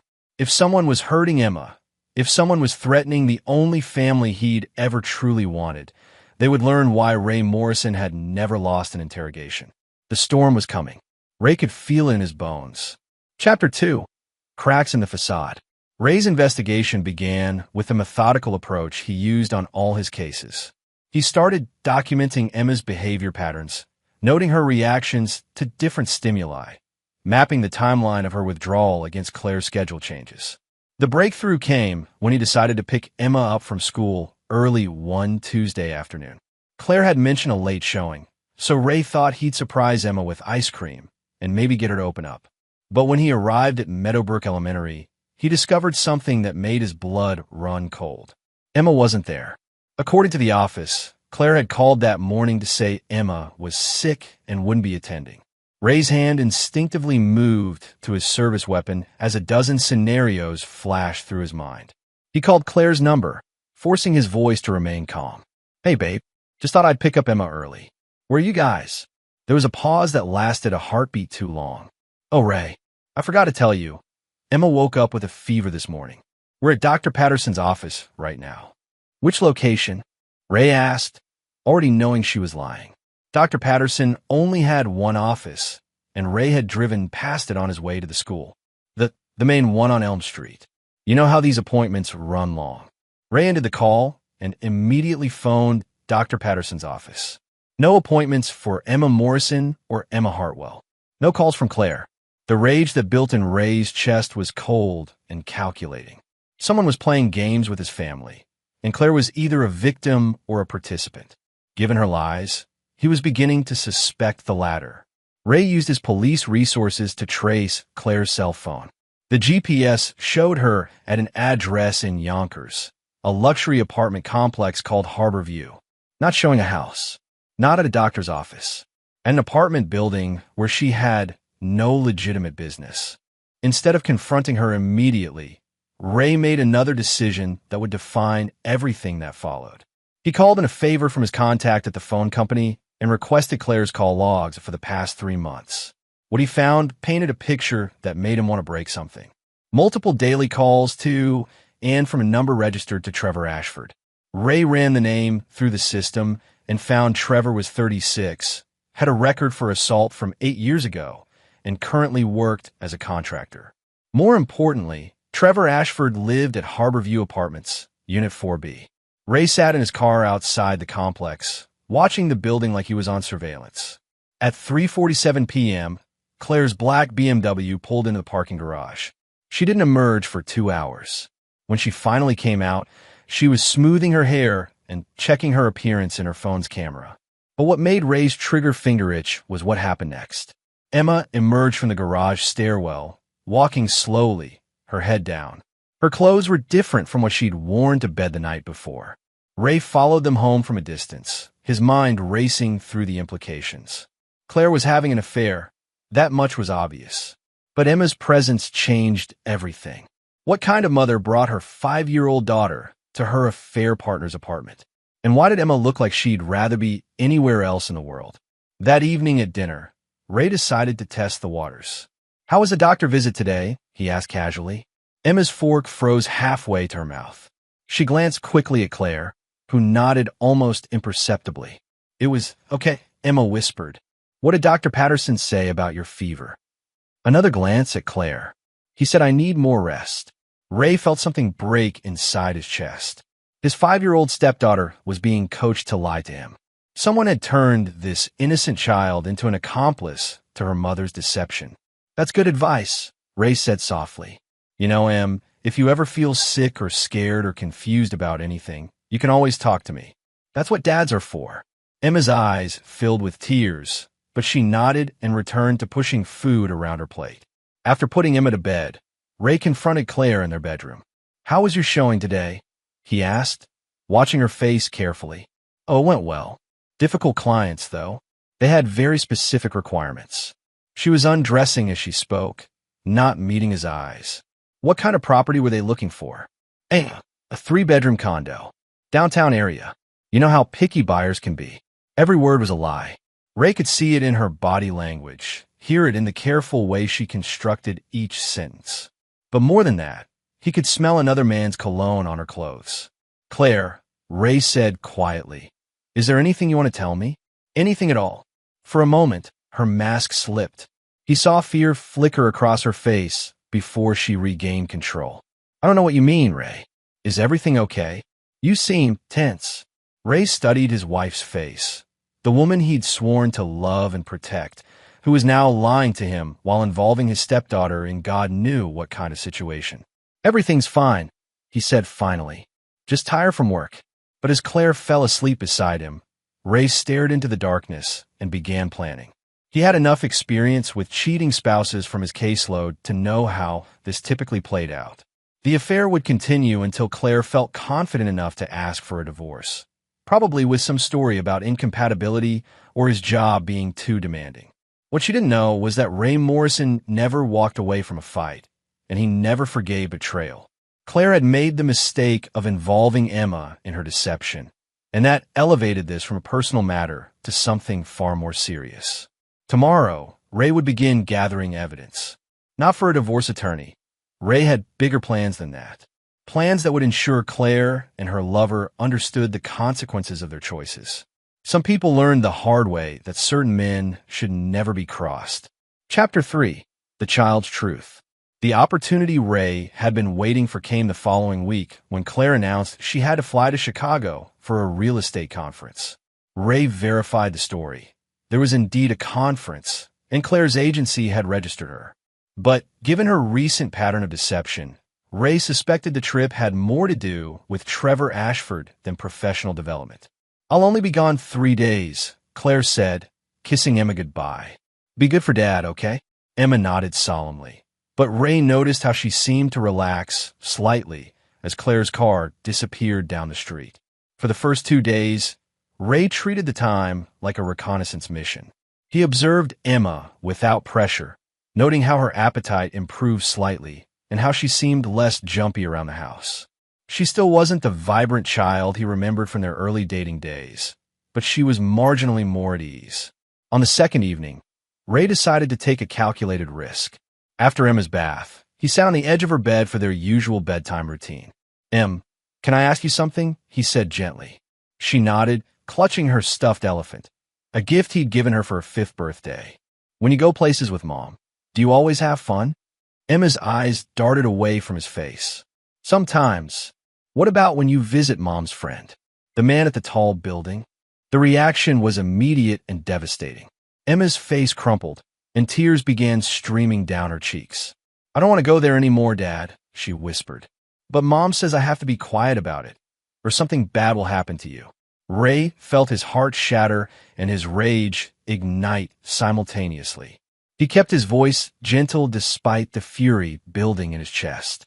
"Emma, sweetheart, nothing bad is going to happen to me. I'm a police officer, remember? It's my job to keep people safe. That includes you." "But Mom said—" "What did Mom say exactly?" Emma was sobbing now, her small body shaking with the weight of secrets she'd been forced to carry. "She said the man doesn't like policemen, and if I told you about visiting him, he might hurt you. She said some men are dangerous when they get angry." Ray's vision went red for a moment. Claire had been using his own profession, his dedication to protecting others, as a weapon to silence Emma. She'd terrorized a 5-year-old into keeping secrets that were clearly causing the child distress. "Emma, listen to me very carefully," Ray said, taking her small hands in his. "No one is going to hurt me. And more importantly, no one's going to hurt you. I promise you that. But I don't like going there, Dad. The man is mean, and he says things that make Mom upset. And sometimes—" Emma's voice dropped to barely a whisper. "Sometimes he gets really angry and throws things." Ray's hands clenched involuntarily, but he forced himself to remain calm. "Has he ever thrown things at you or Mom?" "Not at me. But one time he threw a bottle, and it broke near Mom's feet. There was glass everywhere. Mom told me to hide in the bathroom until he calmed down." The pieces were falling into place, painting a picture that made Ray want to drive to Trevor Ashford's apartment and end this immediately. But he needed the full truth first. "Emma, has anyone ever touched you in a way that made you uncomfortable, or asked you to keep secrets about touching?" "No," Emma said quickly, and Ray believed her. "But I heard Mom crying once, and when I asked her why, she said adults sometimes have to do things they don't want to do." Ray felt something cold and final settle in his chest. Claire wasn't just having an affair. She was subjecting herself and Emma to an abusive situation. Whether she was being coerced or had simply gotten in over her head with a dangerous man, the result was the same. Emma was being traumatized, and Claire was using threats to ensure the child's silence. "Dad," Emma said suddenly, "I need to tell you something." "What is it, sweetheart?" "The man, he said something about you. He said you think you're so tough because you're a cop, but that cops can be hurt just like anyone else. He said it while he was looking at pictures on Mom's phone.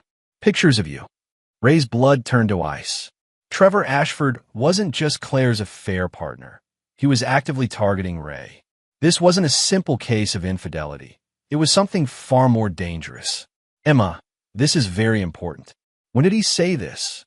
"Last week, when Mom took me there while you were at work. He was looking at pictures of you in your uniform, and he said other things too. Bad words I'm not supposed to say." Ray stood up abruptly, his mind racing. Trevor Ashford had his personal information, photos of him in uniform, and had made threats. Combined with his previous assault conviction, this painted the picture of someone potentially planning violence against a police officer. "Emma, I want you to listen to me very carefully," Ray said, kneeling back down to her level. "You did exactly the right thing by telling me this.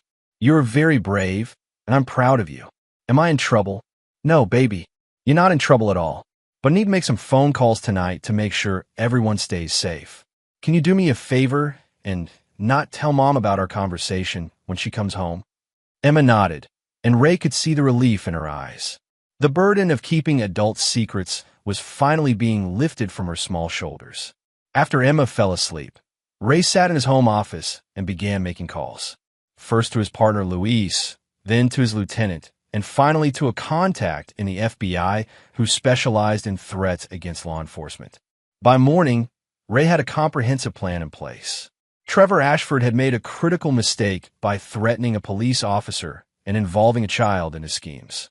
What he'd intended as intimidation would become the foundation of his own destruction. Ray Morrison had spent his career putting dangerous men in cages. Now it was time to add another name to that list. But this time it was personal. This time, Ray wouldn't stop at an arrest and conviction. Trevor Ashford and Claire had traumatized Emma, threatened his family, and violated every trust they'd been given. They were about to learn that some men don't just seek justice, they become it. Chapter 4. The Investigation. Ray spent the next morning implementing a plan that would have made his narcotics division proud. Using his police connections and 15 years of investigative experience, he began building a comprehensive file on Trevor Ashford that went far beyond what a simple background check would reveal. His first call was to Detective Maria Rodriguez in the Domestic Violence Unit.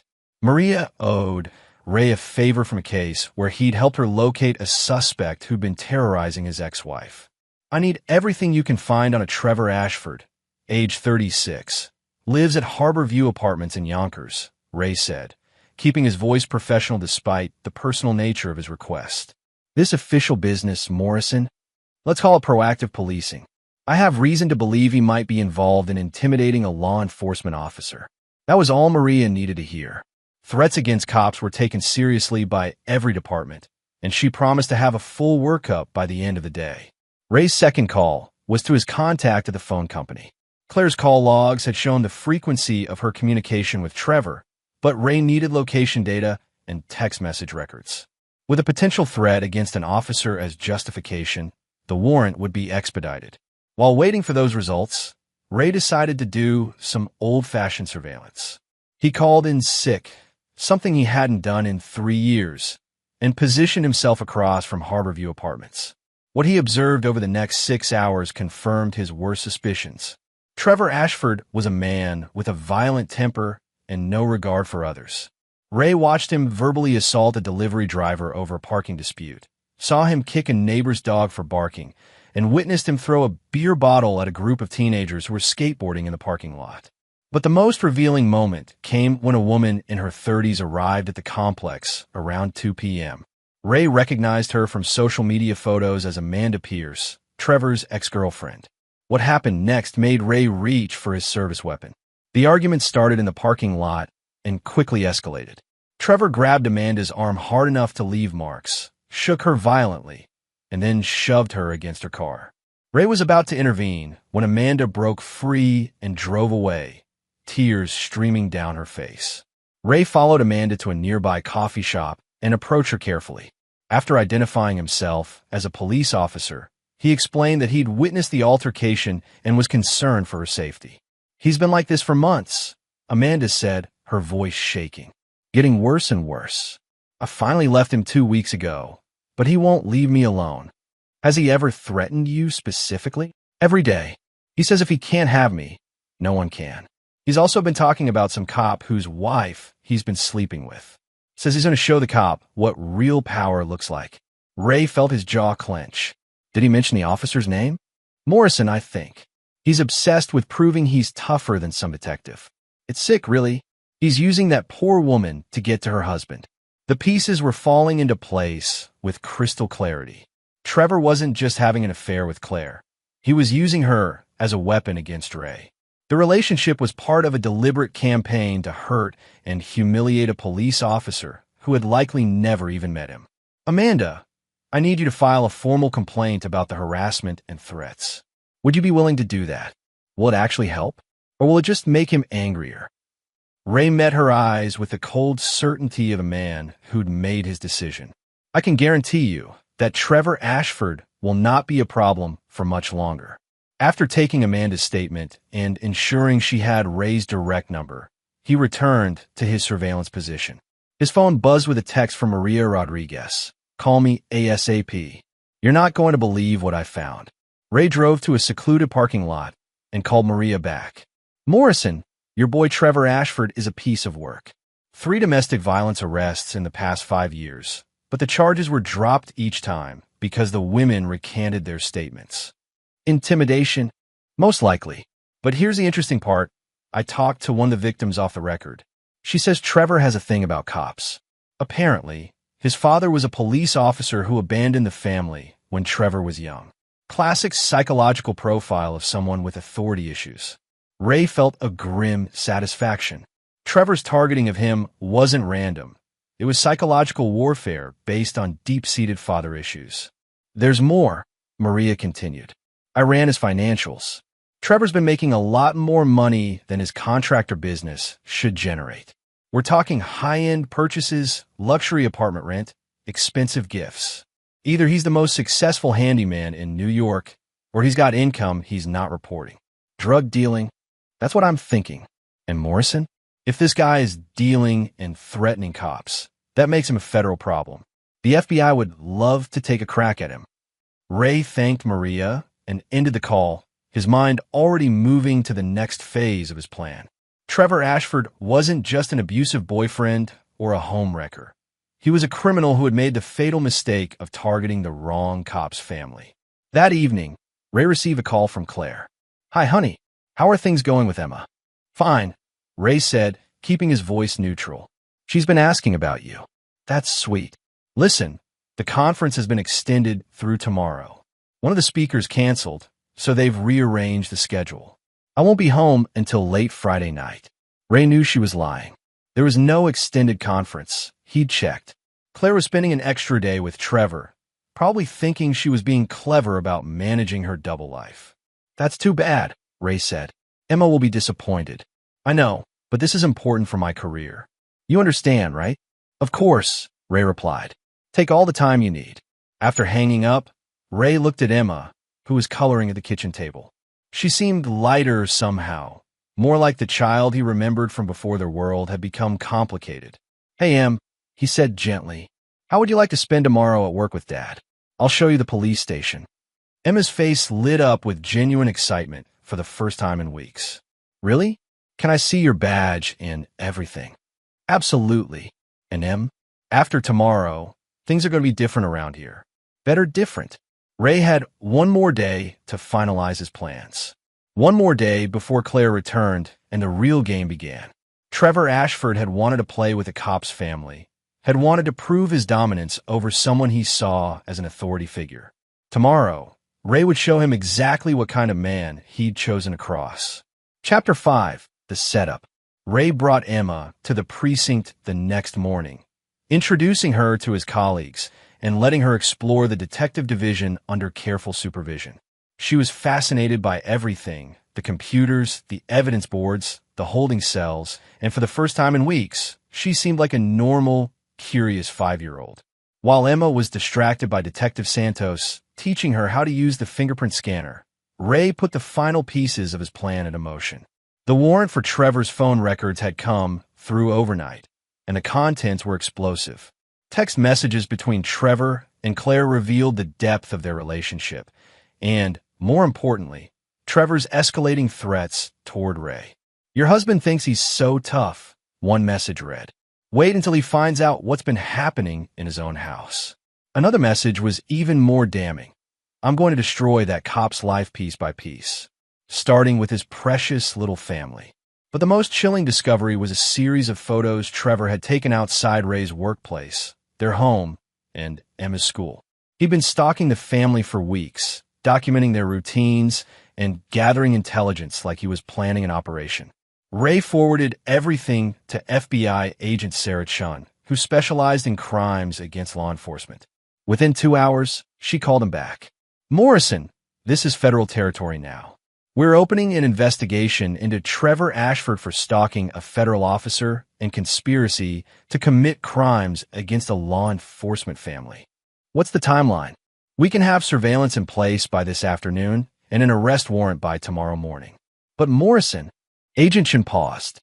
We're also going to need to interview your wife. Her involvement in this situation is concerning. Ray had been expecting this. Claire's role in Trevor's campaign against him made her either a victim or a co-conspirator, and the evidence was starting to suggest the latter. I understand. She'll be back in town tonight. We'll need her phone and laptop for analysis. If she's been knowingly participating in threats against you, she could face charges as well. Ray felt a cold satisfaction settle in his chest. Claire had made her choices, and now she would face the consequences. After lunch, Ray took Emma home and sat her down for a serious conversation. Tomorrow some of my friends from work are going to come to the house to talk to Mom. They might ask you some questions too, just to make sure everyone is safe. Am I in trouble? No, sweetheart. You're the hero in this story. You told me the truth when it was scary, and that's going to help keep everyone safe. What about Mom? Ray chose his words carefully. Mom made some bad choices, Em. When adults make bad choices, sometimes there are consequences. But I want you to know that no matter what happens, you'll always be safe and loved. Emma nodded solemnly, and Ray could see the intelligence in her green eyes. She understood more than most adults gave her credit for. That evening, Claire returned home with a kind of forced cheerfulness that immediately put Ray on alert. I miss you both so much, she announced, hugging Emma and kissing Ray on the cheek. The conference was amazing, but there's nothing like being home. Ray watched her performance with the detached observation of a detective studying a suspect. Every gesture seemed calculated, every word chosen for maximum effect. How was Chicago? He asked casually. Oh, you know how these things are. Lots of networking, boring presentations. But I made some good connections for the agency. Ray nodded, knowing that Claire hadn't been to Chicago at all. Phone records showed her device had never left the New York area. That's great, honey. I'm sure it'll pay off. During dinner, Claire seemed nervous, constantly checking her phone and jumping at small sounds. When Emma accidentally dropped her fork, Claire nearly spilled her wine. Everything okay? Ray asked. Just tired from traveling. You know how airports can be. After putting Emma to bed, Claire immediately headed for the shower. While the water was running, Ray checked her purse and found a receipt from a restaurant in Yonkers dated the previous evening. Further confirmation that her Chicago story was fabricated. When Claire emerged from the bathroom, Ray was sitting on their bed with his hands folded. Claire, we need to talk. She froze for a moment, then forced a smile. Of course. What's on your mind? I know about Trevor. The blood drained from Claire's face. For several seconds, she stood perfectly still, like a deer caught in headlights. I don't know what you mean. Yes, you do. Ray's voice was quiet but filled with absolute certainty. I know about the apartment. I know about the lies. I know about the threats he's been making toward me and this family. Claire's mask finally slipped completely. She sank into the chair by their window, her hands shaking. Ray, I can explain. Can you? Can you explain why you've been using our daughter as cover for your affair? Can you explain why you've been helping a man stalk me and threaten my family? It's not like that. Claire's voice was desperate now. Trevor, he's not what I thought he was. I tried to end it, but he said he'd hurt you if I left him. He said he'd make Emma disappear. Ray studied his wife's face, looking for truth among the lies. When did you realize what kind of man he really was? Weeks ago, maybe months. But every time I tried to break it off, he'd show me pictures of you at work or photos of Emma at school. He said he could get to any of us whenever he wanted. And you thought the solution was to keep seeing him? To keep bringing Emma around him? Claire was crying now, her carefully constructed facade crumbling. I didn't know what else to do. He said if I told you, he'd kill you. He has friends, Ray. Dangerous people. Ray felt a mixture of anger and pity. Claire had made terrible choices, but Trevor Ashford was a master manipulator who specialized in psychological control. Claire, tomorrow morning the FBI is going to arrest Trevor. They're also going to want to talk to you about your involvement in this situation. The FBI? Claire's face went white. Trevor made the mistake of threatening a police officer and stalking a federal agent's family. That's a federal crime. What's going to happen to me?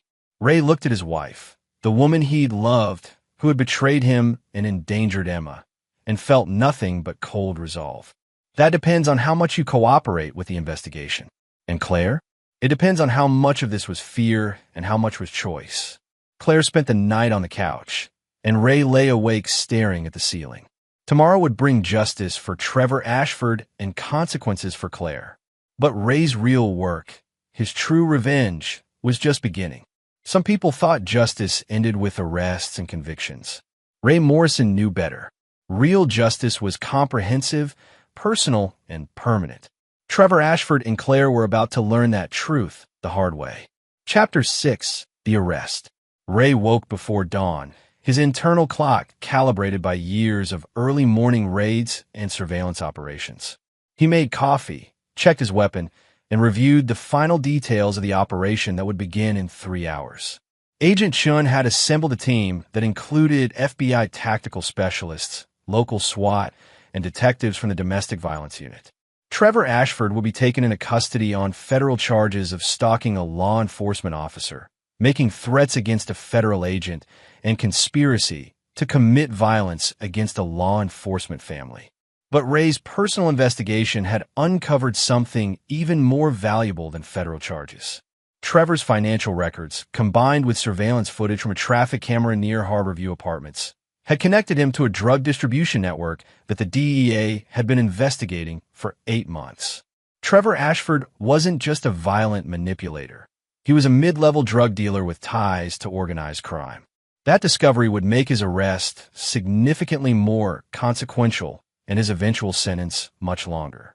Ray kissed Emma goodbye as she left for school, watched Claire's nervous performance over breakfast, and then called his lieutenant to confirm he'd be late for his shift.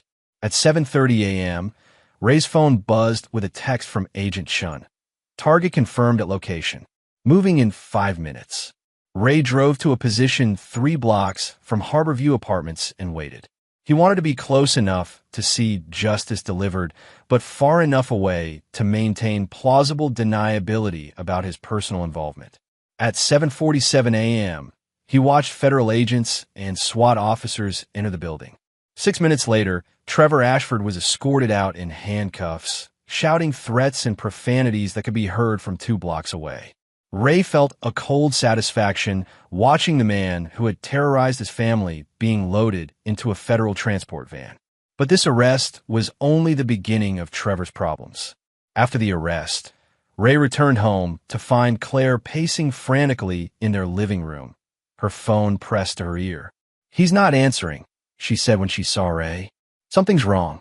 "Trevor was arrested this morning on federal charges," Ray said calmly. "The FBI will want to speak with you this afternoon." Claire collapsed onto their couch, her face pale and her hands shaking. "Ray, you have to understand, I never wanted any of this. I was trapped. Were you? Or did you make a choice to have an affair and then make additional choices to cover it up?" "It started innocently. Trevor was charming, attentive. You were working so many long hours, and I felt lonely." Ray sat across from his wife, studying her with the same cold analysis he brought to interrogating suspects. "When did it stop being innocent, Claire? Why try to end it the first time?" "Trevor said he'd been watching you, learning your routines. He showed me photos of you leaving the precinct, pictures of Emma at school. He said cops die in the line of duty all the time, and accidents could be arranged. And your solution was to keep seeing him? I thought if I gave him what he wanted, he'd eventually lose interest and move on to someone else." Ray shook his head. "Claire, you brought Emma into this. You used our daughter as cover for your affair and exposed her to a dangerous criminal." Claire was sobbing now, her carefully maintained composure completely shattered. I know it was wrong, but I was scared, Ray. I was terrified of what he might do to you, to Emma, to all of us." Ray felt a flicker of sympathy, but it was quickly overwhelmed by anger at the choices Claire had made. Fear might explain her initial compliance, but it didn't excuse months of deception and the trauma inflicted on Emma. "The FBI will want to know everything," Ray said. "Your cooperation will determine whether you face charges as an accessory." "What kind of charges?" "Conspiracy to stalk a federal agent. Accessory to making threats against a law enforcement officer. Child endangerment." Ray's voice was clinical, professional. "Trevor's phone records show you providing him with my schedule, information about Emma's school, details about our home security." Claire's face went white. "I didn't know he was going to use it to hurt you. He said he just wanted to understand your life, so he could avoid causing problems." "And you believe that?" "I wanted to believe it. I was desperate to find a way out that didn't end with someone getting hurt. At 2 p.m., Agent Chun arrived with 2 other federal agents and a detective from the district attorney's office. Ray watched from the kitchen as they interviewed Claire in their living room, documenting her involvement in Trevor's campaign against their family. The interview lasted 3 hours. When it was over, Agent Chun approached Ray privately. "Your wife's cooperation has been valuable," she said. "Trevor Ashford is looking at serious federal time. Minimum 15 years, possibly 25 with the drug charges. As for Claire, what's the recommendation? House arrest, pending trial. Then probation with mandatory counseling. The prosecutor is willing to consider a plea agreement in exchange for her testimony against Ashford." Ray nodded. It was better than Claire deserved, but it served justice and protected Emma from further trauma. That evening, after Emma was asleep, Ray sat with Claire in their living room for what he knew would be their final conversation as husband and wife. "What happens now?" Claire asked. "Now you face the consequences of your choices," Ray said quietly. "The federal charges, the divorce proceedings, the custody evaluation. Ray, please. I know I made terrible mistakes, but nothing." Ray's voice cut through her plea with absolute finality. "You betrayed our marriage, endangered our daughter, and helped a criminal target my family. There are consequences for those actions. I was scared. So was Emma. Every night for months, that little girl was scared because of choices you made. She lost weight, couldn't sleep, and had to keep adult secrets that no child should carry." Claire was crying again, but Ray felt no sympathy. He'd spent his career seeing the damage that selfish choices inflicted on innocent people, and he'd never been more certain that justice required accountability. "I'll fight for full custody of Emma," Ray continued. "I'll ensure Trevor Ashford serves every day of his sentence. And Claire, I'll make sure everyone knows exactly who you really are." Ray Morrison was a man who believed in consequences. Tomorrow, he would begin the process of rebuilding Emma's life and securing her future. Claire would face trial, probation, and the permanent consequences of her betrayal. Trevor Ashford would spend the next 2 decades in federal prison, where men who threatened law enforcement families received special attention from other inmates. Justice, Ray had learned, wasn't just about punishment. It was about ensuring that the innocent were protected and the guilty faced the full weight of their choices. Some people called it revenge. Ray called it responsibility. Chapter 7, The Reckoning. 3 months after Trevor's arrest, Ray sat in family court listening to Claire's attorney make a desperate plea for shared custody. The lawyer painted a picture of a woman who had made mistakes under duress, a mother who deserved a chance to rebuild her relationship with her daughter. Ray's attorney, Amanda Walsh, a formidable woman known for her aggressive tactics in high-stakes custody cases, had prepared a different narrative entirely. "Your Honor," Amanda said, rising to address the judge, "the evidence shows a pattern of deliberate choices that endangered a 5-year-old child. Mrs. Morrison didn't just have an affair, she actively participated in a criminal conspiracy that targeted her own family." The evidence Amanda presented was devastating. Phone records showing Claire had provided Trevor with Ray's work schedule. Text messages where Claire discussed Ray's weaknesses and how to get under his skin. Photos that Claire had taken of Ray in uniform and sent to Trevor without Ray's knowledge. But the most damaging evidence was Emma's own testimony, given in the judge's chambers with a child psychologist present. Emma described months of being taken to the mean man's house, being told to lie to Ray, and being warned that bad things would happen to her father if she told the truth. Judge Patricia Henley had presided over family court for 12 years, and Ray could see the anger in her eyes as she reviewed the case file. "Mrs. Morrison," the judge said, addressing Claire directly, "you used your 5-year-old daughter as an accessory to adultery and criminal conspiracy. You terrorized this child with threats about her stepfather's safety. You coached her to lie to a law enforcement officer who was trying to protect his family." Claire's attorney attempted to interject, but Judge Henley continued. "Furthermore, your cooperation with federal authorities appears to have been motivated by a self-preservation rather than genuine remorse. The psychological evaluation indicates you show minimal empathy for the trauma inflicted on your daughter." Ray watched Claire's face as the judge delivered her ruling. He felt no satisfaction in her devastation, only a cold certainty that justice was being served. Full custody is awarded to Detective Morrison, Judge Henley announced. Mrs. Morrison will have supervised visitation rights 1 day per month, contingent upon completion of mandatory psychological counseling and parenting classes. Claire's attorney immediately filed an appeal, but Ray knew it would fail. The evidence was too comprehensive, Emma's trauma too well documented. After the custody hearing, Ray took Emma out for ice cream to celebrate. She seemed lighter somehow, as if the official recognition of her father's protection had lifted a weight she'd been carrying for months. "Dad," Emma said as they sat in their favorite booth at Murphy's Diner, "are you going to get married again?" "I don't know, sweetheart. Would that bother you?"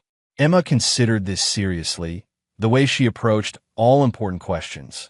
"Only if she's mean to you, or if she lies." Ray smiled at his daughter's simple wisdom. "Well, if I ever date anyone again, you'll be the first to meet her. And if you don't like her, that's it. No second dates. Promise." Promise. But Ray's focus wasn't on future relationships. It was on ensuring that Trevor Ashford and Claire faced complete consequences for their actions. Trevor's trial was scheduled for the following month, and Ray had been working behind the scenes to ensure the prosecution had everything they needed for a conviction. Trevor's public defender had attempted to negotiate a plea deal, but Ray had used his connections to ensure the prosecutor understood the full scope of Trevor's crimes. The stalking charges were just the beginning. Trevor was also facing federal drug trafficking charges, assault charges from his ex-girlfriend Amanda, and additional counts related to threatening a law enforcement family. The trial lasted 2 weeks. Ray testified about finding the evidence of stalking and threats. Amanda testified about Trevor's pattern of violence and control. Claire, honoring her plea agreement, testified about Trevor's escalating threats and his obsession with humiliating Ray. But the most powerful testimony came from an unexpected source: Trevor's former associate in the drug trafficking operation. Marcus Fleming, facing his own federal charges, described Trevor's detailed plans to destroy that cop's life and his boast about using Claire to gather intelligence on Ray's vulnerabilities. Trevor was obsessed, Marcus testified. He said cops thought they were untouchable, and he was going to prove them wrong. He talked about the detective's wife and kid like they were chess pieces in some sick game. The jury deliberated for less than 4 hours. Trevor Ashford was found guilty on all federal charges and sentenced to 28 years in federal prison without possibility of parole. Ray attended the sentencing hearing and watched Trevor's face as Judge Michael Torres delivered the verdict. For the first time since this ordeal began, Trevor's arrogant smirk was gone, replaced by the hollow expression of a man who finally understood the consequences of his choices. "Mr. Ashford," Judge Torres said, "you targeted a law enforcement family with a deliberate intent to cause psychological and physical harm. You used manipulation and violence to control multiple victims. You showed no remorse for your actions and no consideration for the innocent child caught in your web of criminal behavior." Trevor's attorney attempted to argue for a reduced sentence, but Judge Torres was unmoved. "This court finds that Mr. Ashford represents a clear and ongoing danger to society, particularly to law enforcement personnel and their families. The maximum sentence is not only appropriate, but necessary to protect potential future victims." After the sentencing, Ray walked to his car with a sense of completion that he rarely felt after closing a case. Trevor Ashford would spend the rest of his productive life in federal prison, where his threats against law enforcement would make him a target for other inmates who wanted to curry favor with guards. Claire's criminal trial was scheduled for the following month, but her plea agreement would likely result in probation and community service. Ray had ensured that her real punishment would be social and professional. Word of her involvement in threatening a police family had spread through her real estate agency and their social circle. But Ray's most important victory was simpler and more profound.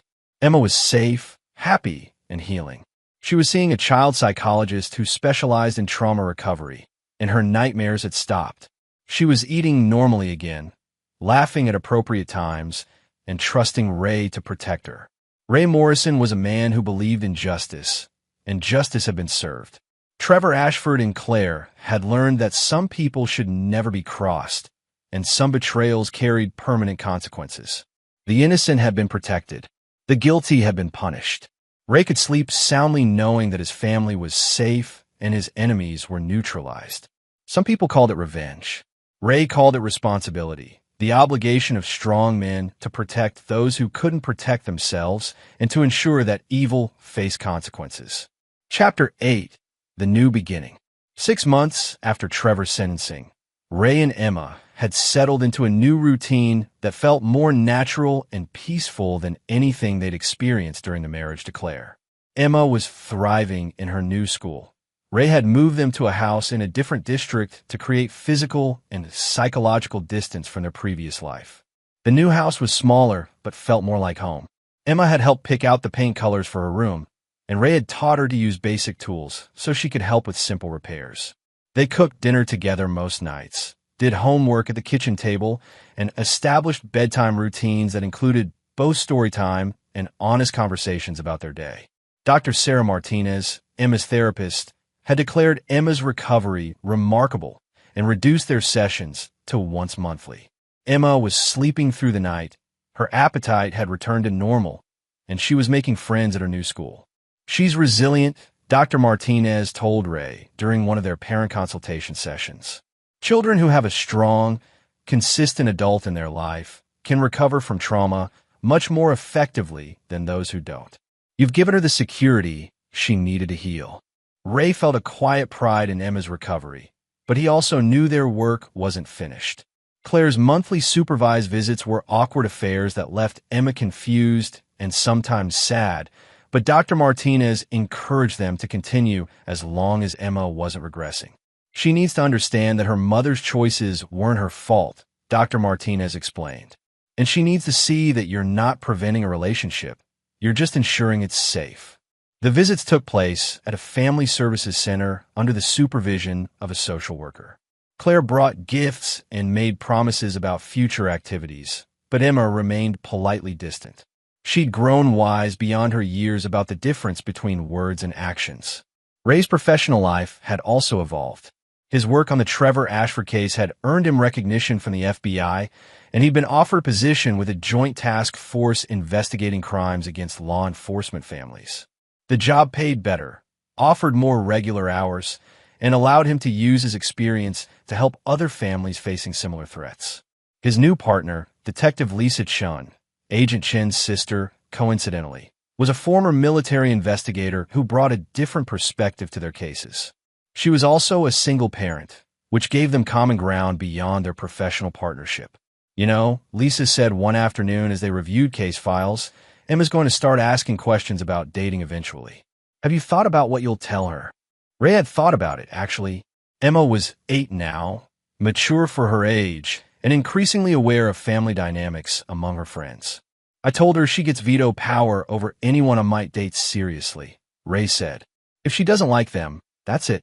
Lisa laughed. "That's either very wise or very limiting, depending on an 8-year-old's taste in women." Ray smiled. "Emma's a good judge of character. She saw through Claire's act before I did. Speaking of Claire, how are those visits going?" "There." Ray paused, considering how to describe the uncomfortable monthly encounters. "Necessary, I think. Emma needs to see that I'm not the one preventing a relationship. She needs to understand that some people just aren't capable of being good parents." Claire's life had indeed unraveled completely. Her real estate license had been suspended pending the outcome of her criminal case. Her social circle had ostracized her after learning about her involvement in threatening a police family. She'd moved back in with her parents in Ohio and was working at a call center while attending court-mandated counseling. Ray felt no satisfaction in Claire's downfall, but he felt no sympathy either. She'd made choices that endangered Emma, and consequences were the natural result of those choices. Trevor's situation was different. Ray received regular updates on Trevor's status in federal prison, and the reports confirmed his expectations.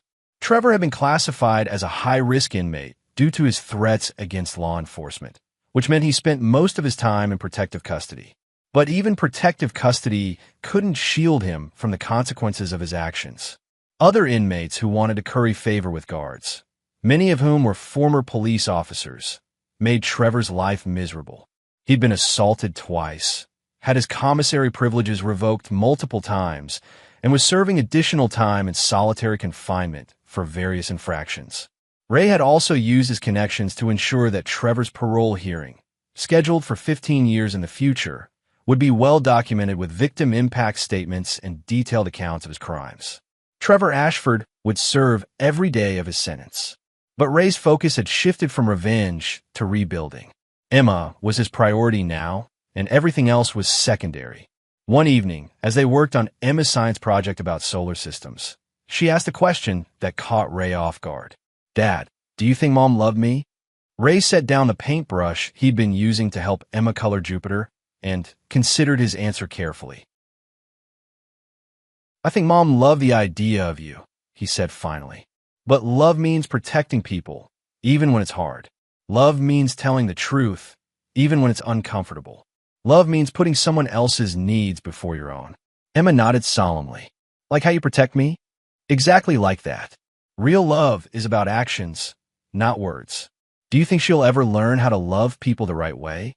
Ray looked at his daughter, wise, resilient, and thoughtful, and felt a surge of pride and protectiveness. "I don't know, but it doesn't matter what Mom learns or doesn't learn. What matters is that you know what real love looks like, so you can recognize it in other people and give it to the people who deserve it." Emma smiled and returned to painting Jupiter. "I think I already know what real love looks like." Ray Morrison had spent most of his adult life seeking justice for victims and consequences for criminals. But sitting at his kitchen table, helping his daughter with homework in a house they'd chosen together, he realized he'd found something more valuable than revenge. He'd found redemption, not for himself, but for Emma. He'd taken a traumatized child and given her security, honesty, and unconditional love. He'd shown her that some people could be trusted to keep their promises and protect those who couldn't protect themselves. Some victories were measured in arrests and convictions. Others were measured in a child's laughter and peaceful sleep. Ray had achieved both, and that was justice enough. Chapter 9. Full Circle. 2 years later, Ray stood in the back of Emma's school auditorium watching her perform in the 5th grade production of Annie. She played one of the orphans, and her clear voice rang out during the ensemble numbers with a confidence that still amazed him. After the performance, Emma ran to him with her face glowing with excitement. "Did you see me, Dad? Did I do okay?" "You were perfect," Ray said, lifting her up despite her protest that she was too old for that. "I'm so proud of you." As they walked to the car, Emma chattered about the other kids in the play, her upcoming science fair project, and her plans for the weekend. Ray listened with the contentment of a man who had fought for something precious and won. Dr. Martinez had officially concluded Emma's therapy 6 months earlier, declaring her a well-adjusted, resilient child with strong attachment bonds and excellent coping mechanisms. Emma still had monthly check-ins with the school counselor, but her trauma responses had virtually disappeared. Ray's own life had found a stable rhythm. His work with the task force was challenging but rewarding, and he developed a reputation as someone who could be trusted with sensitive cases involving law enforcement families. The irregular hours that had contributed to his marriage problems with Claire were now manageable, and he rarely worked weekends. Lisa Chun had become more than just a professional partner. Their friendship had evolved slowly and carefully, with Emma's approval at every step. Lisa understood the demands of single parenthood and the complexities of Ray's situation, as she'd never pushed for more than he was ready to give. "You know," Lisa had said recently, "Emma's been dropping some pretty heavy hints about me staying for dinner more often." Ray had laughed. "She's not exactly subtle, is she?" "Not even a little bit. Yesterday she told me I should teach her to braid hair because dads aren't good at girl stuff, and it would be nice to have someone who understands." Ray appreciated Lisa's patience with Emma's not-so-subtle matchmaking attempts. Emma had decided that Lisa was acceptable girlfriend material and had launched a campaign to encourage their relationship. Claire's monthly visits had dwindled to quarterly visits and then stopped altogether 8 months ago. She'd moved to California with a new boyfriend and had essentially abandoned her parental rights without formally relinquishing them. Emma had stopped asking about her mother and seemed relieved when the awkward visits ended. "I think she just wasn't meant to be a mom," Emma had said with the matter-of-fact wisdom of a 10-year-old. "Some people aren't good at important things." Ray had agreed and privately filed the paperwork to terminate Claire's parental rights due to abandonment. Emma deserved the security of knowing where she stood, and Ray deserved the legal protection of being her sole guardian. Trevor Ashford remained in federal prison with no possibility of parole for another 13 years. Ray received quarterly updates on his status, and the reports consistently showed a man who was broken by his circumstances. Trevor had been attacked multiple times by other inmates, had attempted suicide twice, and was currently serving additional time in solitary confinement for threatening a guard. Ray felt no satisfaction in Trevor's suffering, but he felt no sympathy either. Trevor had chosen to target an innocent family, and prison was simply the natural consequence of that choice. The real measure of Ray's success wasn't Trevor's misery or Claire's abandonment. It was Emma's thriving independence and growing confidence. She was an honor roll student, played soccer on the school team, and had a close circle of friends who often gathered at their house for study sessions and movie nights. "Dad," Emma said as they drove home from the play, "can I ask you something?" "Always." "Do you think you'll ever get married again?" Ray glanced at his daughter in the rearview mirror. "Would you want me to?" "Only if it's Lisa," Emma said firmly. "She's the only one who passes my tests." "What tests?" "She doesn't lie to you. She doesn't try to change you. She likes spending time with us, even when we're boring. And she laughs at your dumb jokes, even though they're not funny." Ray couldn't help but smile. "Those are good tests. So, are you going to ask her?"